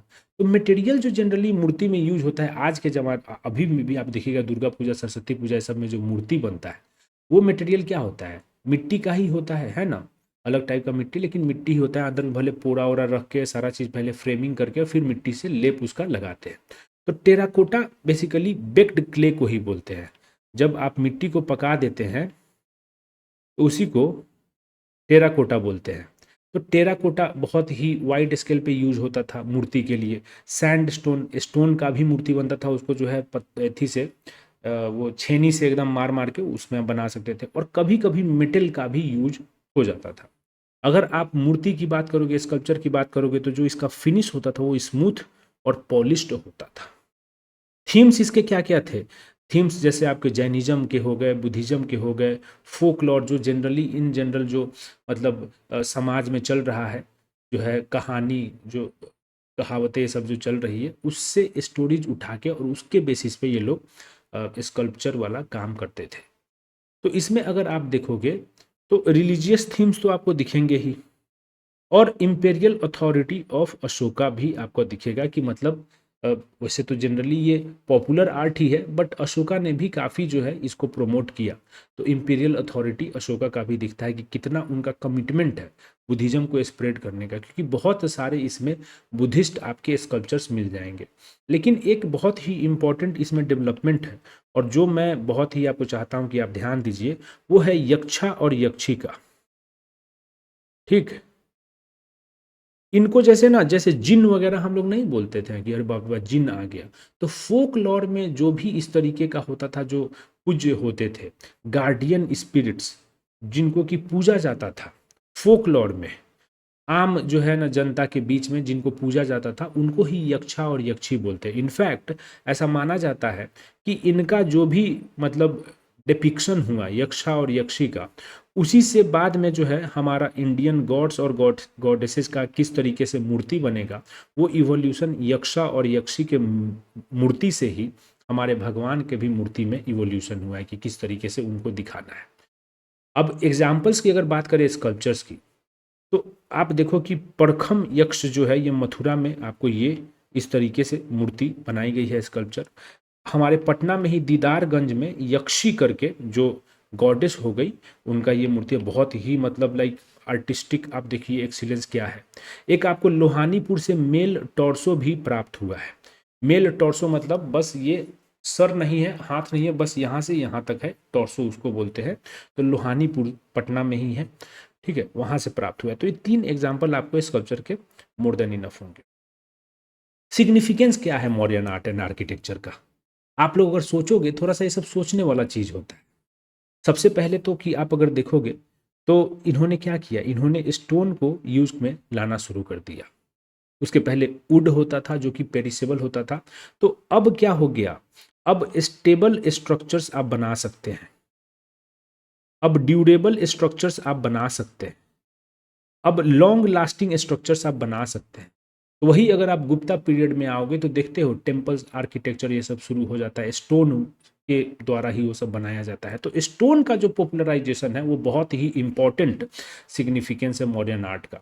उसके बाद में स्तूप का अगर डिजाइन आप देखोगे, हम लोग वैदिक टाइम से बनाते आ रहे हैं स्तूप को, लेकिन मौर्य के टाइम में स्तूप को बहुत ही बुद्धिस्ट एक आपको इमेज दे दिया गया कि भाई बुद्धा के जो भी अवशेष अस्थि है उसके ऊपर में हम स्तूप बनाएंगे। और इससे क्या हुआ कि अलग अलग जगह एशिया में बुद्धिस्ट आर्ट को हमने स्प्रेड किया। बस इंडिया में ही स्तूप नहीं बना है, बहुत अलग अलग जगह पे आपको स्तूप मिल जाएगा, जिसको जैसे साउथ ईस्ट से हम पगोड़ा भी बोलते हैं, सब चीजें। तो ये आपको इंपॉर्टेंट सिग्निफिकेंस है। और अगर आप देखोगे कि जो रॉक कट केव्स बनना शुरू हो रहा है, जैसे पहाड़ी में आपने खोद के जो है गुफा बना दिया मॉन्क्स के, साधु संत के ठहरने के लिए, जैसे बाराबार और नागार्जुनी में जो हुआ, तो ये एक मॉडल क्रिएट करता है बाद के केव्स के लिए। जैसे अजंता और एलोरा का जो केव है वो किससे इंस्पायर्ड है, यही सबसे तो इंस्पायर्ड है, और इसीलिए ये भी एक बहुत ही इंपॉर्टेंट सिग्निफिकेंस है। उसके बाद में जो एकेमेनिड आर्ट है हमारा, जो एकेमेनिड आर्ट है उससे बहुत ज़्यादा मॉडर्न आर्ट आपका इन्फ्लुएंस्ड हुआ। और इससे क्या हमें शोकेस मिलता है कि भाई कल्चरल एक्सचेंज हो रहा है। इससे हमें क्या पता चलता है कि there was a cultural exchange between the Mauryan empire and the Achaemenid empire. ये भी एक इंपॉर्टेंट सिग्निफिकेंस है कि उस समय में भी हम लोग कॉस्मोपॉलिटन, हम लोग जो है इंटरेक्शन में बिलीव करते थे, हम लोग नैरो माइंडेड नहीं थे, ठीक है, हम लोग आउटसाइड वर्ल्ड के लिए ओपन थे, वी यूज टू इंटरैक्ट। उसके बाद में अगर आप देखोगे यक्षा और यक्षी, जो अभी हमने स्कल्पचर्स की बात की, इनका अगर आप मूर्ति देखोगे तो बहुत ही रियलिज्म है, बहुत ही डायनामिज्म है। तो स्कल्पचर मूर्ति कला में रियलिज्म को लाने वाला, डायनामिज्म को लाने वाला मौर्यन टाइम ही होता है। और उसके बाद में अगर आप देखोगे कि मौर्याज का जो अप्रोच एक है कि भाई स्टोन का कंस्ट्रक्शन करेंगे, बहुत बड़े लेवल पे करेंगे, भाई पिलर्स इतने बड़े बना रहे हैं, स्तूपाज इतने मैग्निफिसेंट बना रहे हैं, ये बेसिकली एक हॉलमार्क हो गया क्लासिकल इंडियन आर्किटेक्चर का। जो भी हमारा क्लासिकल टाइम में, हिस्टोरिकल एंशिएंट हिस्ट्री टाइम्स में जो भी हमारा आर्किटेक्चर बन रहा है उसका एक हॉलमार्क हो गया। ये स्टोन का कंस्ट्रक्शन बड़े लेवल पे करेंगे, उसमें रिफाइनमेंट्स लेके आएंगे, भाई उसमें जो कार्विंग्स है तोरानाज पे वो सब एकदम रिफाइंड होगा, बहुत ही अलग लेवल पे ये लेके जाते हैं।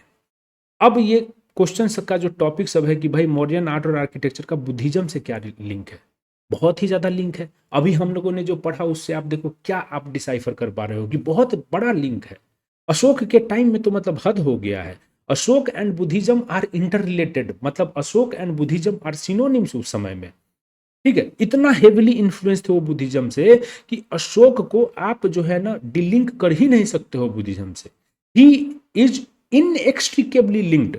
और उनके टाइम का जो आर्ट है मौर्याज का, दैट इज इनएक्सट्रिकेबली लिंक्ड। उसका जो है ना गठजोड़ इतना अटूट है कि उसको आप तोड़ ही नहीं सकते हो। बुद्धिस्ट थीम के बीच में और मौर्यन आर्ट के बीच में बहुत ही तगड़ा गठजोड़ है। जैसे अगर आप बुद्धिज्म से इंस्पिरेशन की बात करोगे, रिलेशन की बात करोगे, तो अशोकन पिलर्स जो है, जो अशोक के पिलर्स है वो कहाँ पे आपको इरेक्ट किए जा रहे हैं, इंपॉर्टेंट बुद्धिस्ट साइट्स पे। जहां जहां बुद्धिज्म से रिलेटेड इंपॉर्टेंट साइट्स है वहां पे तो आपको पिलर्स मिल ही जाएंगे। जैसे लुम्बिनी में आपको मिल गया, सारनाथ में मिल गया, वैशाली में मिल गया, ठीक है। तो ये क्या हो रहा है कि एक टूरिस्ट स्पॉट और बना रहा है। बुद्धिस्ट आप पिलर्स पे देख रहे हो कि इंस्क्रिप्शंस क्या है, बुद्धिस्ट आइडियाज, बुद्धिस्ट आइडियल्स, ये सब धर्म स्तंभ, इसीलिए इसको बोल रहे हैं।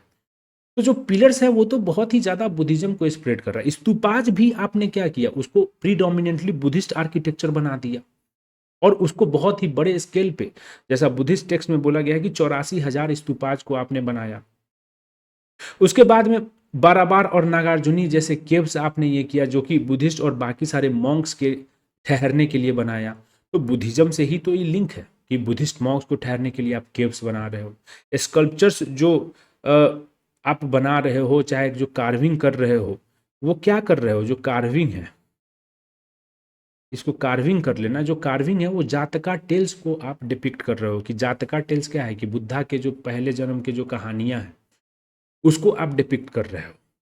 तो ये सब आप बहुत ही ज़्यादा हेवली इंस्पायर्ड हो। जो आप थीम जो ले रहे हो, जो आपका थीम है कि क्या चीज़ पे आप जो है अलग अलग आर्ट को प्रोड्यूस करोगे, द थीम इज बुद्धिस्ट। जो कंटेंट है वो बहुत ही बुद्धिस्ट है कि बुद्धा के प्रीवियस लाइफ, उसके बाद में बुद्धा से रिलेटेड, बुद्धिज्म से रिलेटेड इंपॉर्टेंट साइट्स, जो प्लेसेज हैं, जो स्टोरीज हैं, ठीक है, जो आपके आइडियाज हैं, फिलॉसफी है, ये सब बुद्धिस्ट से बहुत ही ज़्यादा इंस्पायर्ड है, ठीक है। तो इसीलिए इंपॉर्टेंट है ये लिंक। अब उसके बाद में इम्पैक्ट पूछता है कि बिहार में क्या पड़ा मॉडर्न आर्ट एंड आर्किटेक्चर का। तो अगर आप बात करोगे तो बिहार में तो बहुत ही इंपॉर्टेंट इसका इन्फ्लुएंस है। इनफैक्ट इसी इन्फ्लुएंस की वजह से यहाँ पे रोमिला थापर जैसे हिस्टोरियन, इतिहासकार बोलती हैं कि ancient history of India is synonymous with ancient history of Bihar, is synonymous with ancient history of Bihar, क्योंकि बिहार का इतना बड़ा रोल है। मौर्याज के टाइम में पाटलिपुत्र जो है उनका कैपिटल था, उनका राजधानी था, पाटलिपुत्र बिहार में था। तो Bihar was the seat of Mauryan empire, और इसीलिए हम लोग बोलते हैं कि एंशियंट हिस्ट्री ऑफ इंडिया अगर आप पढ़ रहे हो तो आपको that is almost similar to ancient history of Bihar, क्योंकि जितनी भी इंपॉर्टेंट चीजें एंशियंट हिस्ट्री में हुई है वो बिहार में हुई है, क्योंकि बिहार ही मेन गढ़ था, बिहार ही मेन सेंटर था, बिहार वाज द सीट। इसीलिए ये इंपॉर्टेंट है। इम्पैक्ट की अगर आप बात करोगे तो जैसे देखो, इसका कल्चरल आइडेंटिटी, बिहार का जो कल्चरल आइडेंटिटी है, इसका जो आर्टिस्टिक फॉर्म है, इसका जो आर्किटेक्चर है यहाँ का, ये सब बहुत ही हेविली इन्फ्लुएंस्ड है मौर्यन आर्ट से। जैसे पाटलिपुत्र को जब ये कैपिटल जब बनता है, राजधानी जब बनता है, तो एडमिनिस्ट्रेटिव, प्रशासनिक और कल्चरल सांस्कृतिक एक केंद्र बन जाता है ये, जहाँ पे जो लोग काम कर रहे हैं, जो मतलब प्रशासन में है, वो वहाँ पे रह रहे हैं। जो कला संस्कृति वाले लोग हैं वो उस शहर में जाएंगे, क्योंकि वहाँ पे उनको राजा का जो है विशेष पैट्रोनेज प्रोवाइड हो सकता है। पाटलिपुत्र को क्या किया गया था दोस्तों कि बाहर से टिम्बर वॉल से, टिम्बर के, लकड़ी के वॉल से जो है, क्योंकि आपको पता है कि चंद्रगुप्त के टाइम में लकड़ी का ही यूज होता था, तो टिम्बर के वॉल से ऐसे सराउंड कर दिया गया था। और उसके बाहर में मोट से, मोट का मतलब क्या होता है दोस्त कि जैसे मान लो कि ये है, तो ये मौर्यन पैलेस हो गया, तो इसके चारों तरफ जो है आप एक जो है खड्डा ऐसे खोद के और इसमें पानी भर दोगे कि कोई भी अगर आना चाहे तो पहले वो जो है एक खड्डे से उसका इनकाउंटर होगा और उसमें पानी भरा रहेगा, उसके बाद ही वो पैलेस में एंटर कर सकता है। तो ये मोट होता है, MOAT। तो ये सब फोर्टिफिकेशन जब होता है पाटलिपुत्र का, तो इससे अर्बन प्लानिंग भी डेवलप होती है इस सिटी की कि किस तरीके से अर्बन प्लानिंग होना चाहिए, ठीक है। अशोका का जो बुद्धिज्म का पैट्रोनेज है, उसने क्या किया, बुद्धिज्म को बिहार में खूब पॉपुलराइज किया, और इसीलिए इंपॉर्टेंट है। उसके बाद में अगर आप देखोगे तो दीदारगंज का यक्षी हमने देखा। तो ये सब क्या दिखाता है कि लोकल लेवल पे आपके मूर्ति कला के ट्रेडिशन को जो है बढ़ावा दिया गया। उसके बाद में अगर आप देखोगे कि कुम्हरार पैलेस, चाहे बाराबार और Nagarjuni caves, Ashokan pillars at Lauriya and Vaishali, ये सब जो बिहार में जो भी आपके जगहें हैं, ये सब बिहार के हिस्टोरिकल सिग्निफिकेंस की कहानी कहते हैं कि कितना बिहार हिस्ट्री में सिग्निफिकेंट था। और आज के ज़माने में ये बहुत ही इम्पोर्टेंट टूरिस्ट डेस्टिनेशन भी बने हुए हैं, ये सब लौरिया, वैशाली, ये सब जगह जो है। ठीक है। और इसीलिए बोला जाता है कि as the seat of Mauryan empire, Mauryan empire का ये केंद्र बिंदु था Bihar. Bihar became a melting pot of cultures and foreign influences. Bihar में बहुत सारे जगह से लोग आए, बहुत सारे स्कॉलर्स, बहुत सारे लोग आते हैं, और यहाँ पे इसी वजह से एक जो कल्चर का मेल्टिंग पॉट बन जाता है, जहाँ पे सारे अलग अलग कल्चर आके मेल्ट कर जाते हैं, एक जो है कॉस्मोपॉलिटन कल्चर यहाँ पे डेवलप होता है। एंड देयरफॉर ये सब इन्फ्लुएंस है, ये सब इम्पैक्ट है मौर्यन आर्ट का बिहार में। आई होप कि आपको अच्छा लगा होगा ये मौर्यन आर्ट का लेक्चर। इसमें एक क्वेश्चन है, कंक्लूजन पहले आप देख लो कि ये गोल्डन एरा था, ठीक है, कल्चरल हिस्ट्री का, और ये अभी भी इंस्पायर करते, continue to inspire and offer insights into the socio political and religious dynamics of ancient India, making it a pivotal chapter in the evolution of Indian art. ये रट लेना आप, ठीक है, ये रट लेना, इसमें ज़्यादा जो है सोचने की जरूरत नहीं है, रट लो आप और आपका काम बन जाएगा। एक प्रैक्टिस क्वेश्चन है आपके लिए कि discuss how Buddhism influenced Mauryan monuments and sculptures. कैसे बुद्धिज्म ने मौर्याज के मॉन्यूमेंट्स और स्कल्पचर, मूर्तिकला, ये सबको प्रभावित किया है, इसको डिस्कस करना। तो इसको आप खुद से सोचना, और इसका फ्रेमवर्क यहाँ पे दिया हुआ है। इसका पीडीएफ आप जो है टेलीग्राम में इसको डाल दिया जाएगा, वहाँ से आप डाउनलोड कर सकते हैं। एंड आई होप कि आपको अच्छा लगा होगा।